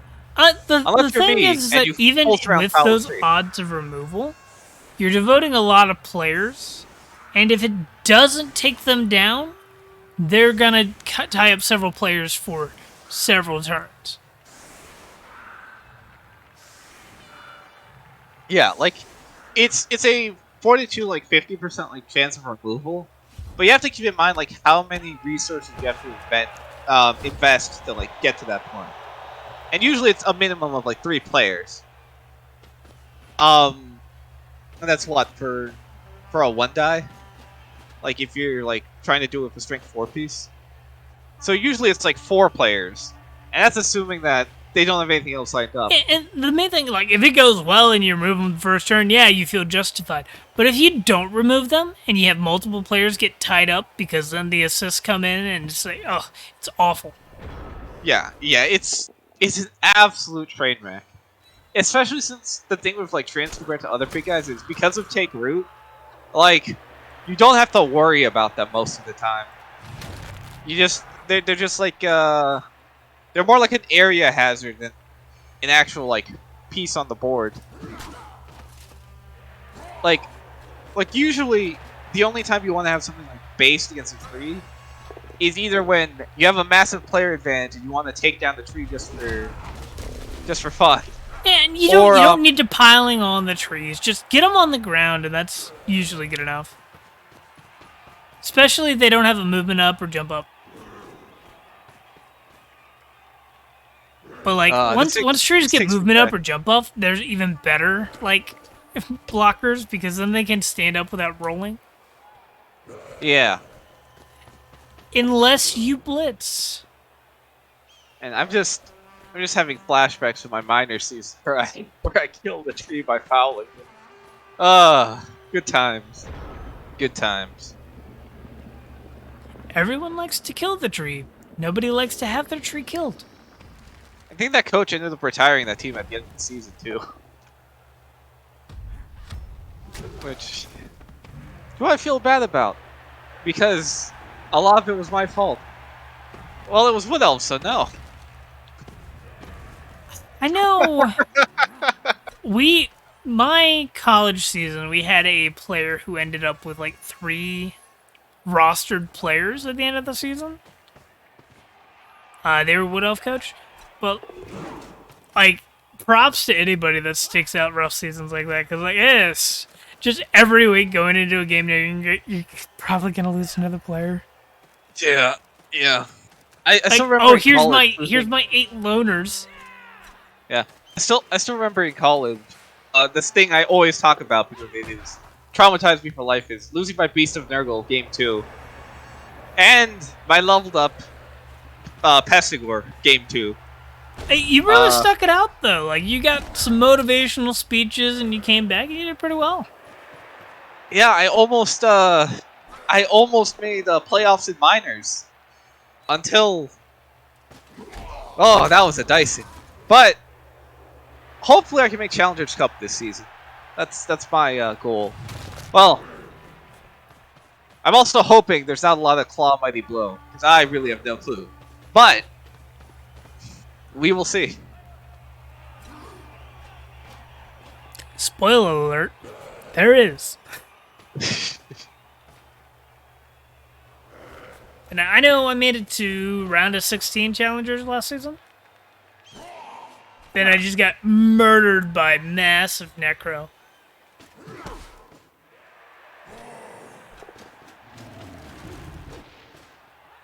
Yeah, exactly. The DP chainsaw is the right way to RP taking down a tree. This is the point in the halfling game where it gets really hard because you're running out of halflings. And these are just like regular hits. These aren't mighty blow. These aren't fouls. These are just regular donk removals. Yeah, I think Challengers Cup had 3 necro in the semis. It was crazy.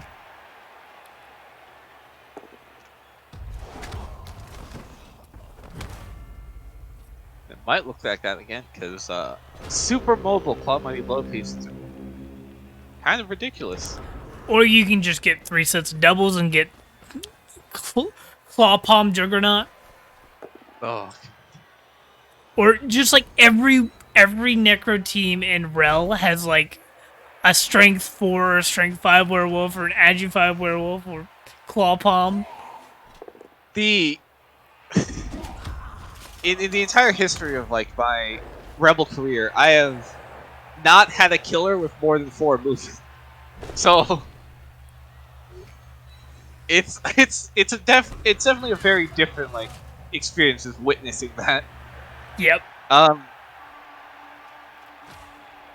But we lose every week. I just realized Flava's teammates. It's clever. Let me see.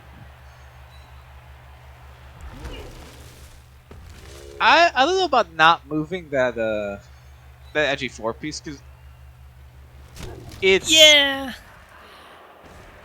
it's not like okay now you feel really bad about not moving it. 1 die coming in. yeah Works. Scatter the ball. I don't hate that scatter. Attempt to pick up here. Oh, okay. And I think the trees are a little too close together. It's just a wooden ball of death. I think the trees, if you can manage to separate them a little bit, you can control a little bit more space over here. Obviously, one's like standing in its spot until the end of the drive, but what you gotta do? With like that blitz, it's kind of funky because now their agi 4 pesky is a much harder time getting to the ball. Well, not that it matters. The agi 3 basic block one is more than good enough. Actually, I don't think they can score. I think they only have 1 turn left now. Yeah. So that was good enough. Denying the score. Wait. No. I'm for whatever reason, it was backwards in my head, and I thought they had to go the opposite side of the pitch. That's fair. That's fair. Technically, both teams were able to score on their turn 8. Halflings had a much harder time to do that, though. All right.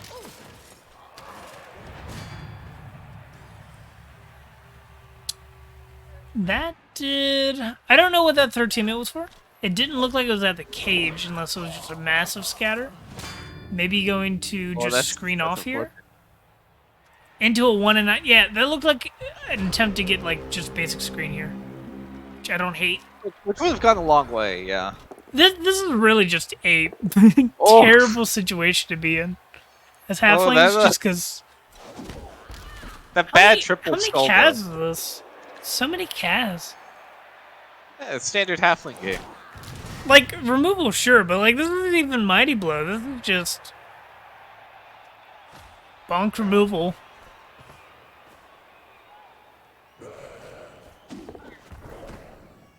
Yep. That punish for the greedy 3D3 die without block. Alright, the question is how many halflings will come back? Alright, Chef one does reroll. something at least. Let's see. So Chef is There's like only basically two a coin flinks. flip per reroll, right? Yeah. That's unfortunate. There's only 2 flings on the field.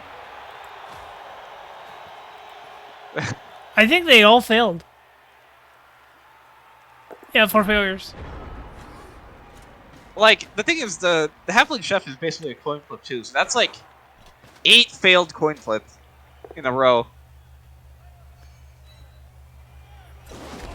Now you're allowed to punch the tree.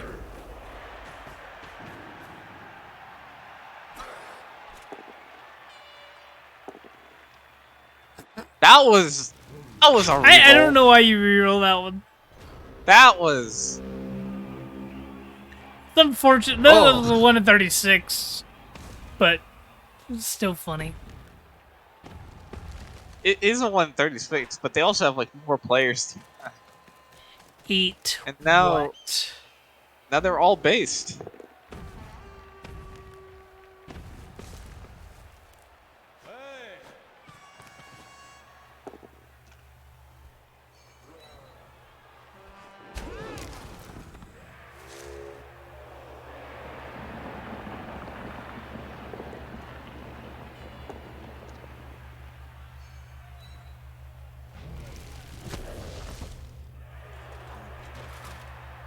Yeah, chef is once per half.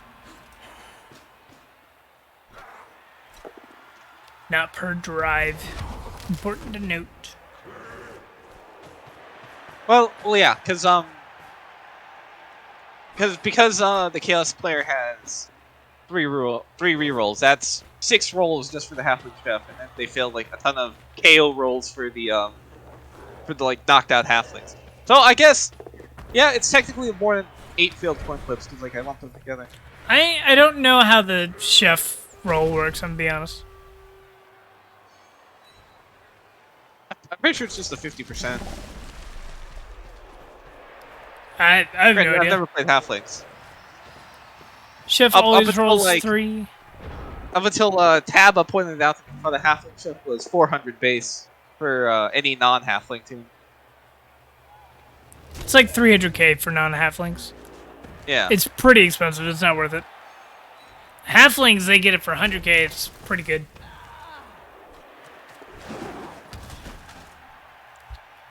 Yeah, honestly, at this the flings probably can't win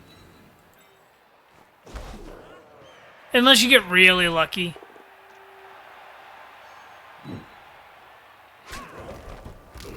Stop switching your word. Are you getting automated?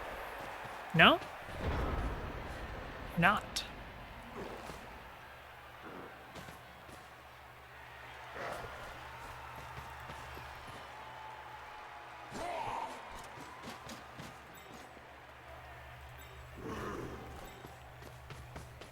There's a lot of SPP being farmed by the Chaos team in this game.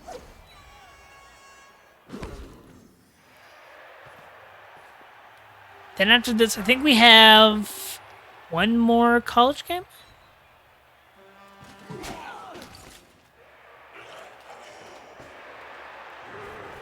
Also, I would like to reiterate, there's now a Discord under the stream. There's a Discord picture, should be. Clicky, clicky. Join Discord. Done.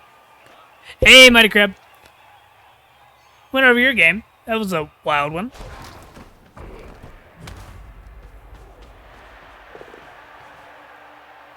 Willow is actually getting onto the Beastman there. It was against Strangefeller.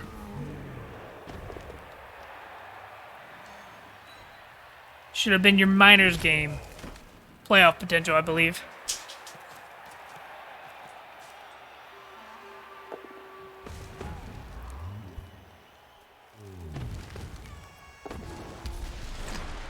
Oof. Animations. Animation's pretty funny. Yeah, that was pretty great. Hey, Eddie.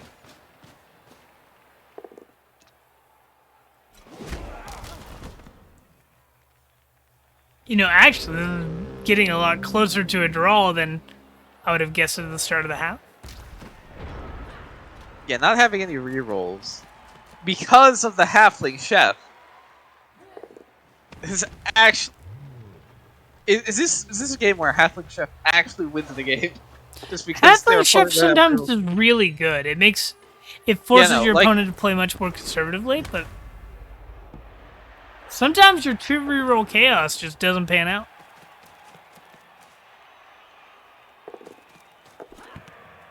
And the ball is off the and then the ground, so ball. that's good. Why are you passing it very sunny? What are you doing? All right, that was. So Lava! earlier on we talked about Lava, long you got bombing. the ball, just hold it. Earlier we talked about long bombing to deny your opponent's reach, but It when you're a you stunty team, that doesn't work. not even long bombing, just usually when you're punting, you want to take something reasonable so that your fumble chance isn't too high. Inaccurate is fine, but you don't want the fumble to be too high. And I think the fumble is like a modified one.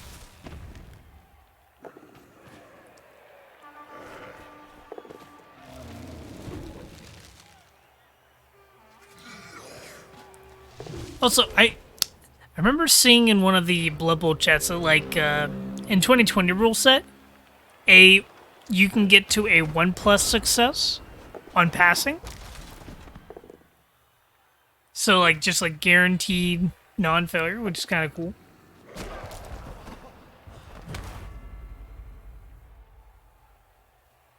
Huh. I have a tomato curry in the kitchen, and it smells so good. It's been on a low cook for several hours, and it smells amazing. I don't know why, but when you said tomato curry, I immediately thought of like a can of like Campbell's tomato soup. I just added curry powder. It's just 50% curry powder, 50% Campbell's tomato soup. I just imagine like stirring in the kitchen and think, ah, that smells good. Uh, I like the way your brain works. It's, Blood Bowl has definitely eroded my sanity a couple degrees. You know, I think that's actually similar to violent video games, right? It's been demonstrated in multiple studies that video games don't make people violent, but violent people can be drawn to video games. Maybe Blood Bowl didn't break your brain. It just attracted you because your brain is broken.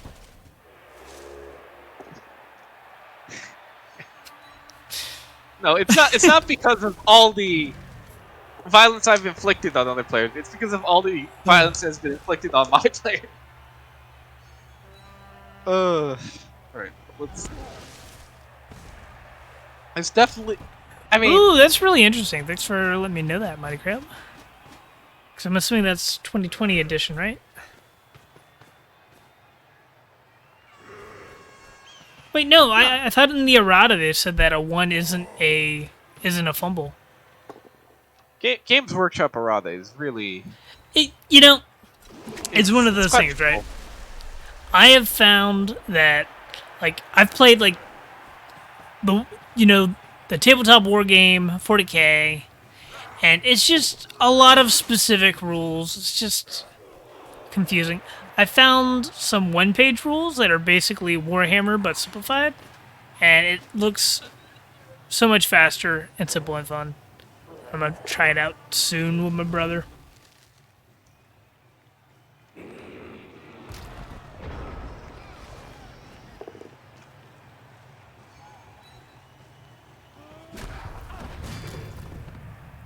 And this is just the casualty box. Standard halfling. Standard halfling. Standard halfling game, right? Now you just need a sweltering heat and have the trees in here as well.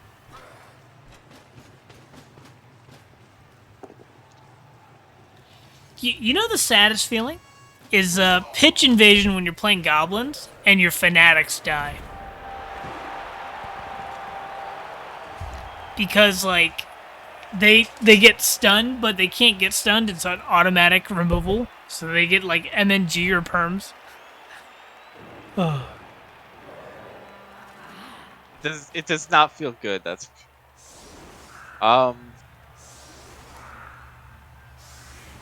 it's functional like bundling together a pitch invasion with a throw a rock. Yep. And just not having a good time. All right. So there's still one reroll. I'm trying to remember what line do you put your players on for a third teammate negation?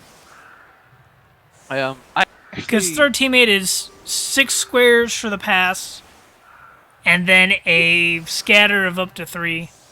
Yeah. So assuming that I want to think this out loud because this is good information just anyways. So let's say flank starts here, and tree is able to get like right here, right? So then the throw goes 1, 2, 3, 4, 5, 6 to the 15, or the 14. It's able to scatter 1, 2, 3, that's the maximum. So if you go on the 16 or the 18, that's about where you want to be. I would probably set up on the 18 or the 16.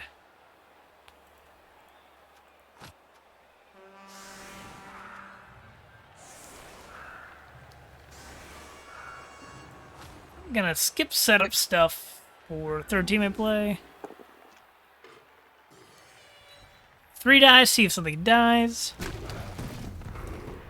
It did not.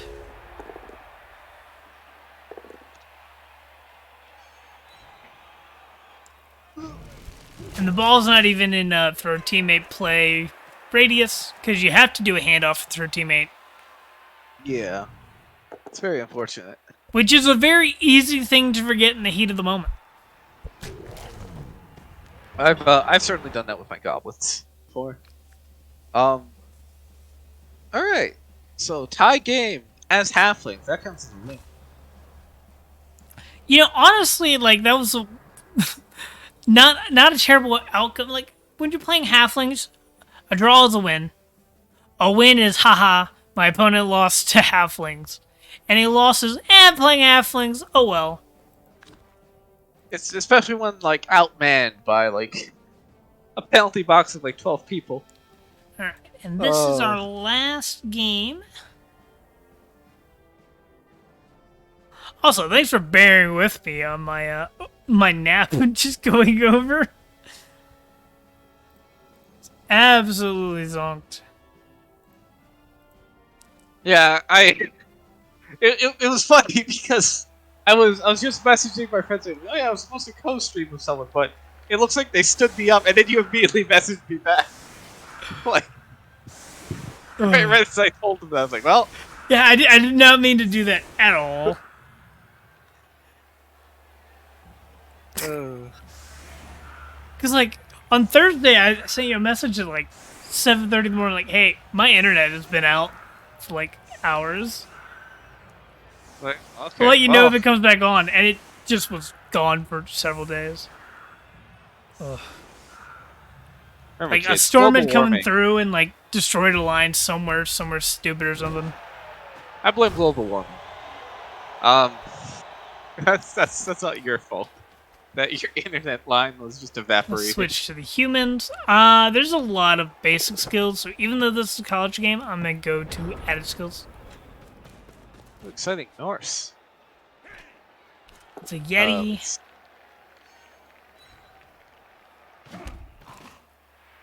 And this is a pretty volatile game. Like, either team can just get really ahead off of a couple removals here. Yeah. Low armor teams, It's but a race. equal in the agility department, really? Yeah. Both I teams feel have like Mighty Blow? yeah, I feel like Norse are actually one of the better designed teams of Blood Bowl because whenever I play Norse, I just feel myself getting consumed by the bloodlust of recklessly uphill red dying Norse pieces. definitely lean into you go hard early. Yeah, you definitely feel that when playing Norse. It's fun. It's a nice experience. They are both the I most will say I'm not bashy. huge on the Yeti. I I like the Yeti because it's like claw mighty blow access, like on a team that Yeah, otherwise it's doesn't have just it. I don't know. It's so hard to get it online is my thing. Like I think that on fresh Norse, I think the Yeti is a detriment. Like I think I usually pick up the Yeti later for the high AV teams myself. How much should Norse drop off at high TV? Um, if they get two Palmers, still a good bit. Like they struggle, but Because like I've seen because them like the used to a funny good thing, degree. It's just yeah, that because like the sometimes AV7 does AV7 things and they get yeah, but exploded. AV7 also means that claw is bloat. Yeah, yeah. Which is one of those weird things where it's like when you're facing a ton of like claw money blows, you're saying like, "Ha! All that claw? That's just 100 TV of bloat." Ooh, does the Ornan take shadowing on strength 4 piece? I like that. Ornan is super chill. Always just been really chill every time I've interacted or seen him interact with people.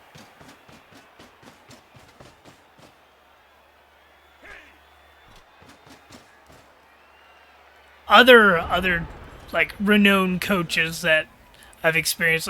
I went 08 to Core Night. I was playing Ogres in a league, and he was playing 2000 TV Pro Elves, and he scored 8 times because of like 3 blitzes, several pitch invasions, and a lot of pain. So much pain. In case you're wondering, playing like 18 or 19 turns of Ogres is way worse than playing 16 turns of Ogres. Do not recommend.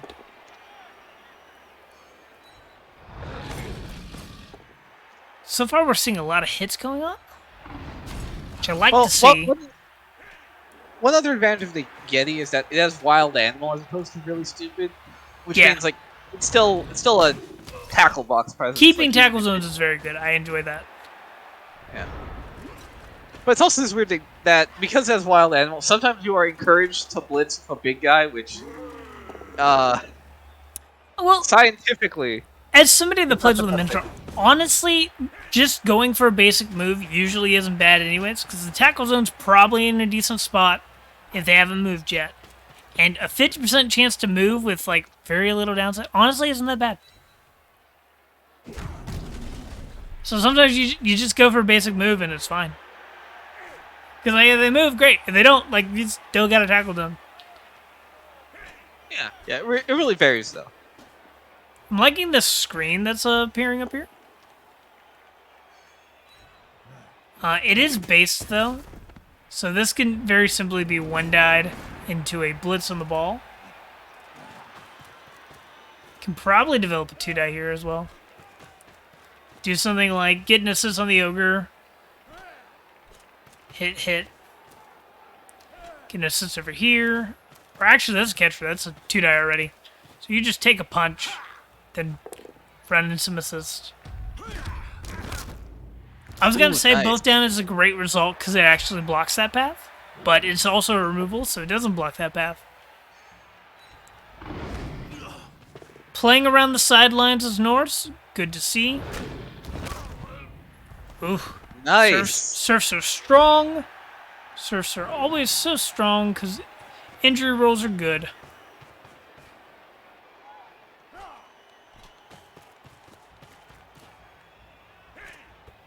Oh, that's actually blocked off because of him.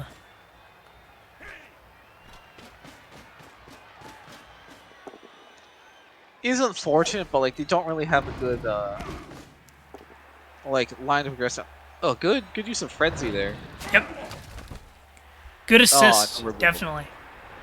And I really like to see early aggression from Norse because they heavily rely on getting removals, getting surfs, forcing your opponent to play around the sidelines with your excessive amounts of frenzy. You get them pinned in.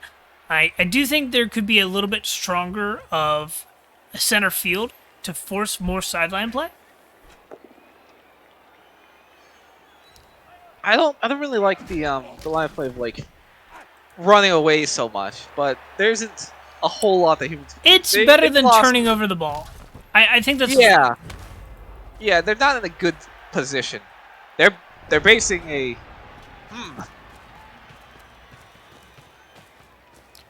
Norse are definitely getting a strong position. They've had some really good removals already.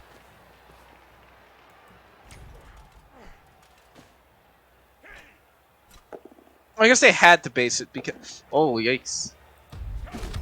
Block is a good skill.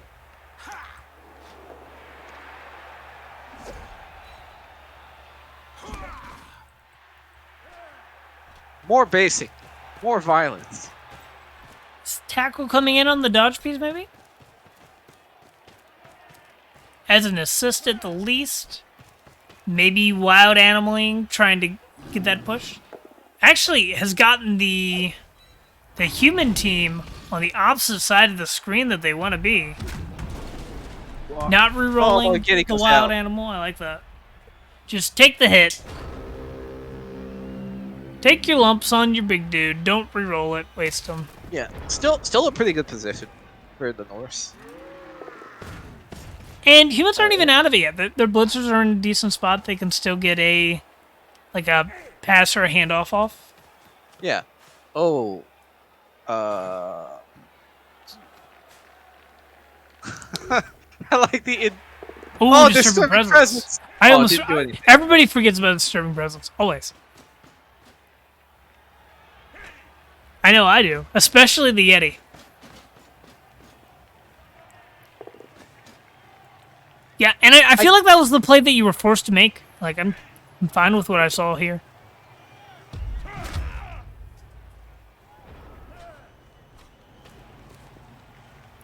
And why no blitz? Not enough players to get what you wanted. Well, because like what they could have done is they. Oh yes.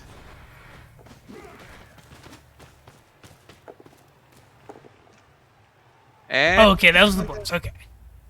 Okay, there we go. I didn't. It didn't show the symbol that time, so it was like, what is this? Little unfortunate. And this is really good pressure. Oh yeah. Like this. Ooh. Another set of dub skulls. That's unfortunate. You know, their ordering is pretty good though. They went for the the ordering of both of these teams is fine. I'm fine with all this. All right, Norse can score. Norse can score. More importantly, though, they've gotten 2 Kaz, which is very good. They're going to be in a very good spot. Let's switch views. Let's see. How many humans are left? 3, 6, 9, 10? So got rid of the extra player. And one more. Really good. One of the players I got rid of was the catcher, and that's awesome. Removes a lot of scoring threat. Shame disturbing presence didn't do anything. It almost did. Oh. It made that play really unlikely. It almost got Norse a 0-0 or a 1-0 lead. Going into the second half. What is it? 3 turns to score? That's pretty feasible. Yeah. And they get to take their line of scrimmage hits. Only 1 reroll though. Oh. Ryan makes it a little harder. 2 turns still feasible, especially with the setup.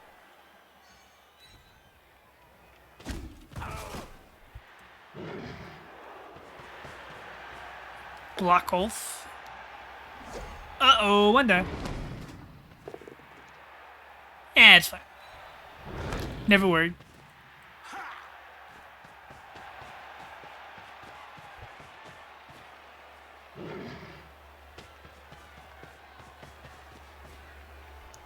A lot of basing.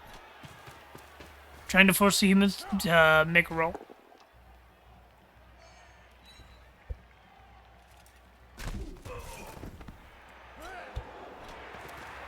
Now, I'm definitely looking for... I want to see this lineman run up as a scoring threat before the Yeti hits are taken, before a pickup is made.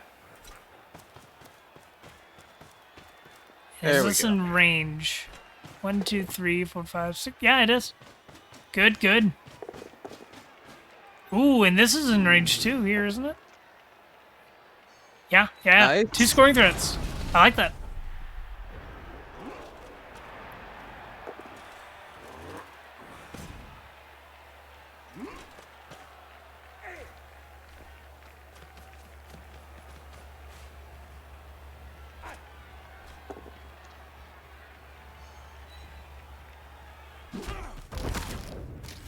Some attrition finally coming in on the other side.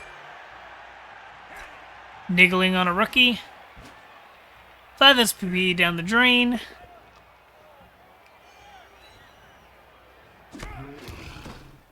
Using the blitz of Wolf. Oh, okay, they're trying to set the... Okay. Basic screen.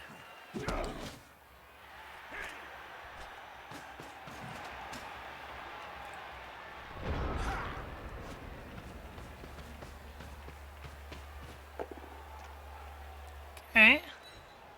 Then you follow up, and then you, yep, okay. This is good. This is good. That's pretty good. Alright. Yeah, clean.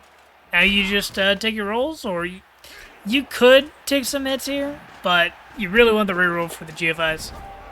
Because 2 GFIs without a reroll is like a 70% play. With a reroll, it's like a 95. Yeah. And there's nothing more... There are a few feelings worse than tripwiring a GFI for a touchdown. Yep. I've seen so many of those, and it breaks my heart every time. It's always the worst too when it's like first GFI of the game and 1 in 36.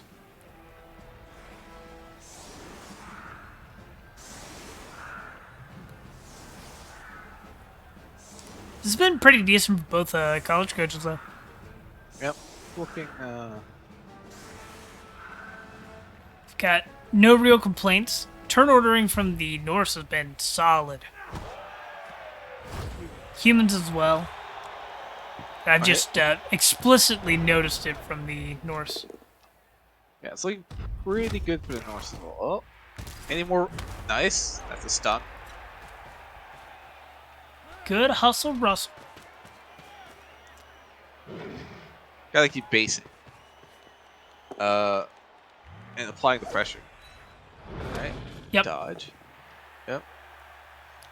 Ooh. Trying to surf this piece, get rid of it finally.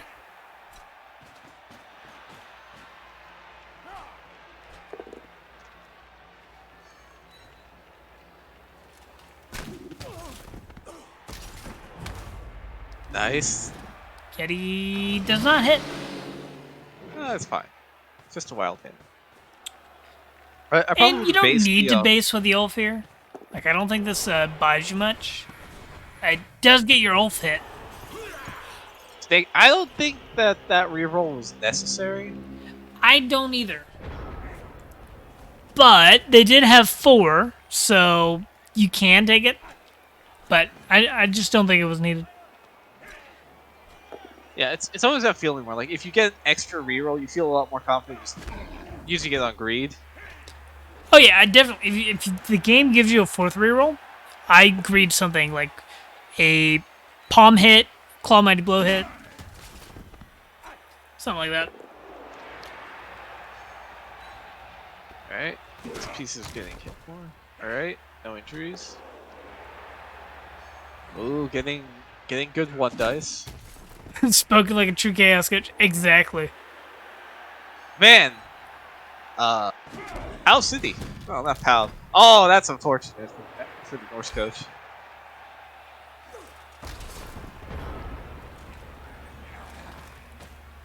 You know, I've been saying for several weeks that I don't think my chaos team's actually that violent, but it's gotten to the point where after saying it for several weeks, I've looked at my team and I'm like, you know, my team's a little violent. We've got a little bit of damage. We've got four guard. Surf. That was sad. Wild animal failing 2 times in a row on 2 pluses. Feels bad, but at least they aren't blitzes. Yeti. Not deserving their paycheck. Oh, that's so many double skulls for the Norse team. Okay, that ogre stun makes it worth it. There we go. That feels a lot better.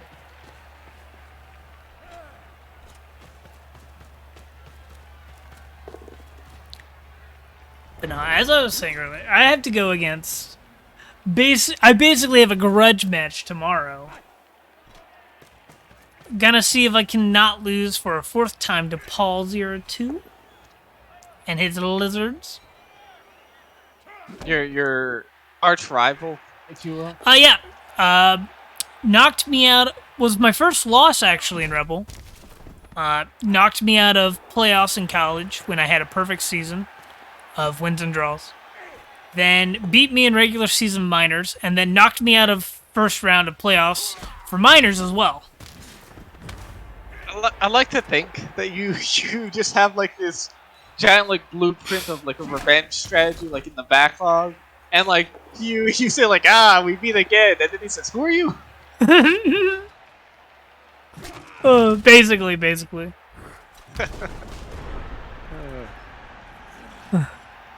I don't. We meet again, Paul. Have we ever played? Question mark. Yeah. I really like that reroll that like Blodge Blitzer did, because like jump up on that like mighty blow piece. He's still like I don't know about that Yeti like. I agree. Yeti does open up a space though. Okay, I see what they're going. This ball's a little unsafe though.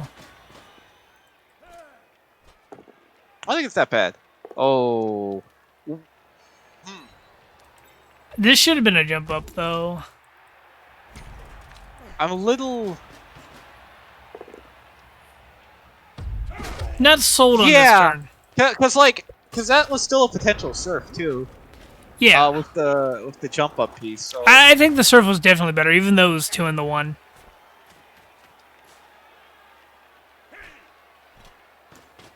Just getting the man advantage is massive, especially when there's like equivalent stat lines going on.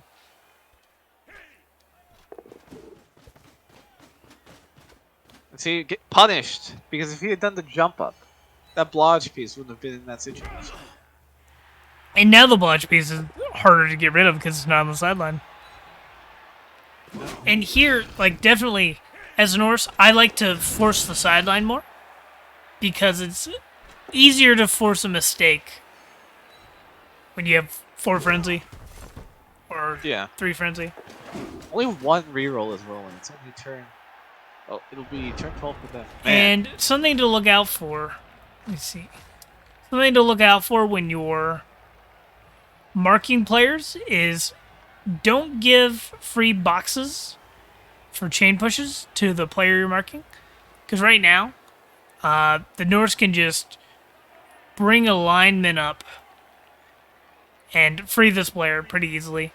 So be aware of that. Try not to give free boxes and T-shapes.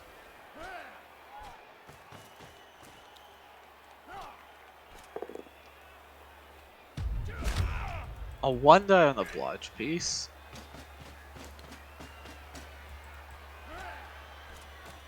Taking advantage of this box. 1 die fiesta. Okay. Let's see. Alright. Okay, that's a good stun. That's a really good stun. 1 die into 1, or 2 die into 1 die. Oh yeah, because of the ball carrier. I always forget to count the ball carrier in blocks. Oh, the ball carrier hasn't moved either. Yeah, because it got chain pushed. Oh, that's right. That was actually really nice.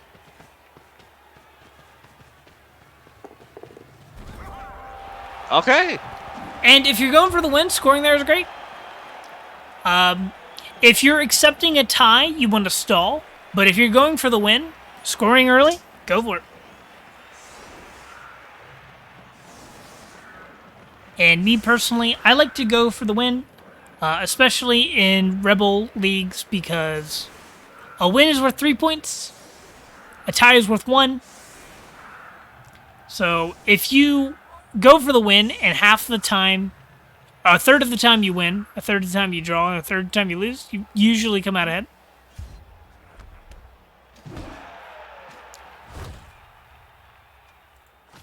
Oh, he is up 2-1. Oh, my bad. I thought that was going to 1-1. I'm just an idiot. No, it's fine. Blood Bowl coaches can't read and they can't count. It's a mark of a true champion right there. Yep. 201 would be what? 6 points versus 5 points. Ooh, minus AV. That's enough retired minded. Yep. Um, Gonna need a new batch of rookies. Yeah. The thing about Norse linemen though is they're very efficient. Oh yeah, they're Like 40k and they're perfect straight out of the box, basically. Yeah. Like that's the same price as a Rodder. Or like a Rodder's like 40k. Or a thrall for vampires. But Are they 50k? Like, even still, 50k is a good price. Yeah, 50k with having blocking food it's a bargain. They're like what? 6, 3, 3, 7 block. Yeah, it's like having a 30k lineman, or a lineman for 30k, and giving you a block, but only for 10k. Or having a 40k lineman and giving a block for cheap for only 10k. But like, it's literally the same, almost the same as human lineman, but block. Yeah. Good. It's like you get that discount for the minus AV, but give me a block base. But they have one less AV, but your loners are going to be impeccable. Oh yeah. Like just having like block base, it just feels so good. The coach has rolled a lot of double skulls. Yeah, and I can't really stop that. Yeah, but they're doing pretty well in spite. Like if you looked at a dice log, and tried to like guess who won solely off of that, you think, oh, no way the Norse won. But again, block is a good skill.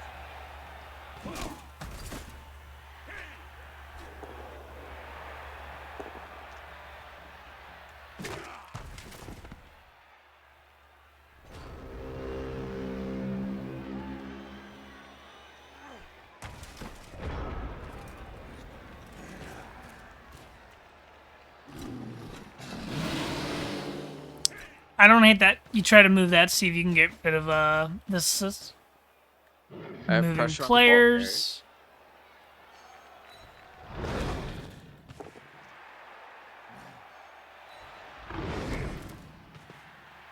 Well, probably want to pick up that runner.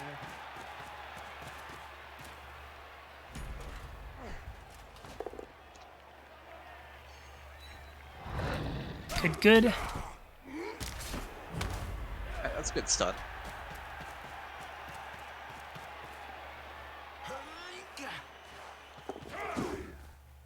Getting pressure on the ball here.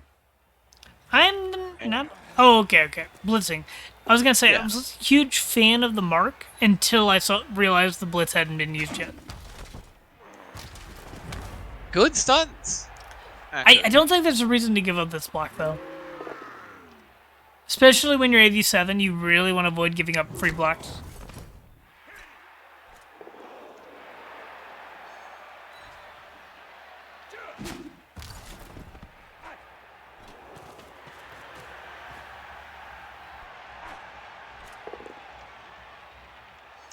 I don't. I mean, what the human coach is doing now though is they're sort of like focusing more on moving repositioning their players to take more blocks instead of like getting a scoring threat set up. And the ball's pretty danger close. Yeah, I think the human coach needs to realize that they shouldn't be going for damage at the moment. They should be taking hits for position to protect the ball. Yeah. And that's something you see with the difference between both coaches is knowing when to go for damage and when to go for position, and like dodging away and taking positional blitzes rather than damage blitzes. That Yeti has not done anything this entire game. It happens, but you know, it's the other. It's a mascot. He's just. It only has to move once without blitzing, and you're pretty happy with that. Playing with a Minotaur, I've definitely had the games where the Minotaur doesn't move, but the ones where like 75% of the 4+s it moves are oppressive. Oh yeah. I've had my Minotaur single-handedly win games just because it moves. Dead Zerker. Apo, he's fine. There we go. He's fine. You know, it just tickled him. He was just pretending. It was absolutely fine. All right. Not looking like an easy time to score for the humans. Absolutely. Minotaur takes tentacles, and it's basically just a better beast than Rebbl. Well, like, oh, look at me. I can lose my tackle zones because I'm going to hit something. Yeah, loser.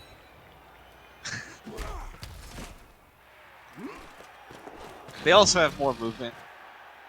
More movement, and, you know, they're not afraid of being alone.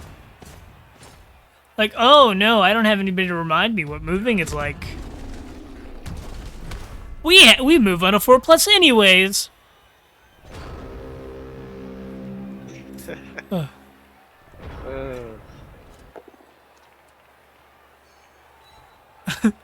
Look at me at maybe 8 and can't get claw first. What are you talking about? Minotaurs can get claw first. Unless they're Chorf Minotaurs, in which case they are... Yeah, if you don't take a Chorf Minotaur. Chorf Minotaurs are garbage. Okay, only a badly hurt. That's good. Hey. Nice Blitzer level up. Like, you know, Minotaur, you get claw and boom, done. Yeah, you get claw. Like, then you get like tentacles. Like, one level, your claw mighty blow. Easy. Yeah. 3-die blocks with a strength 6 splits. Easy. I actually really like Minotaurs like Chaos. It's also like that added muscle lets you outbash other Chaos teams. I definitely, especially, and the thing is, the Chaos Minotaur is a bit of a project piece. You need to get at least a Claw Mighty Blow, and then you're really searching for that block. But if you get Claw Block, you're golden. It's so strong if it gets block. Oh yeah, it is probably the like it goes from being like a sort of widely considered mediocre big guy to like S+ tier. Like, but I think the thing is though, right? There's two ways to go about it. You can get a Minotaur on a rookie Chaos team, but then you really got to lean into the Minotaur because he'll be your only Mighty Blow, and he'll be able to get 3-die blocks, and you don't really have any consistent blocks anyways. It's okay. Or you can pick him up a little later when you've got some block on your team, other reliable actions, and then try to start skilling one. yeah. I wouldn't take him in CCL. Not good enough for CCL. But in like a Eternal League where you can give him a little bit of tender love and care, not bad. I really enjoyed him. Yeah. Good MVPs here. Love to see it on the Yeti. Yeti levels has a chance at block, or, you know, worst case scenario, oh no, I guess I'll take Claw Mighty Blow. Yeah. Definitely fish for SPP, get your 3-die blocks on the Yeti. Be very happy.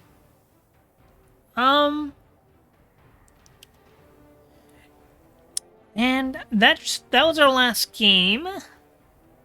Do you have anything you're wanting to add, or any other thought experiments to run through? Claw, Mighty Blow, good skill. That about sums it up, I think. Remember to stay in school and foul. Yeah. All right.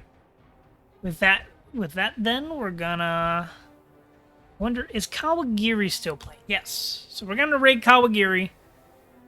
I'm gonna hop off and go eat curry and then fall asleep. Oh, yes, your Campbell's tomato soup. Yes, my Campbell's tomato curry. So, starting up the raid. It's nice being on. Oh yeah, it's always fun. Yeah. Alright, so I will see you later, chat. Yep. Everybody have a good one. And stream done. Yeah, I need to figure out why OBS has combined Blood Bowl and Discord as one sound thing.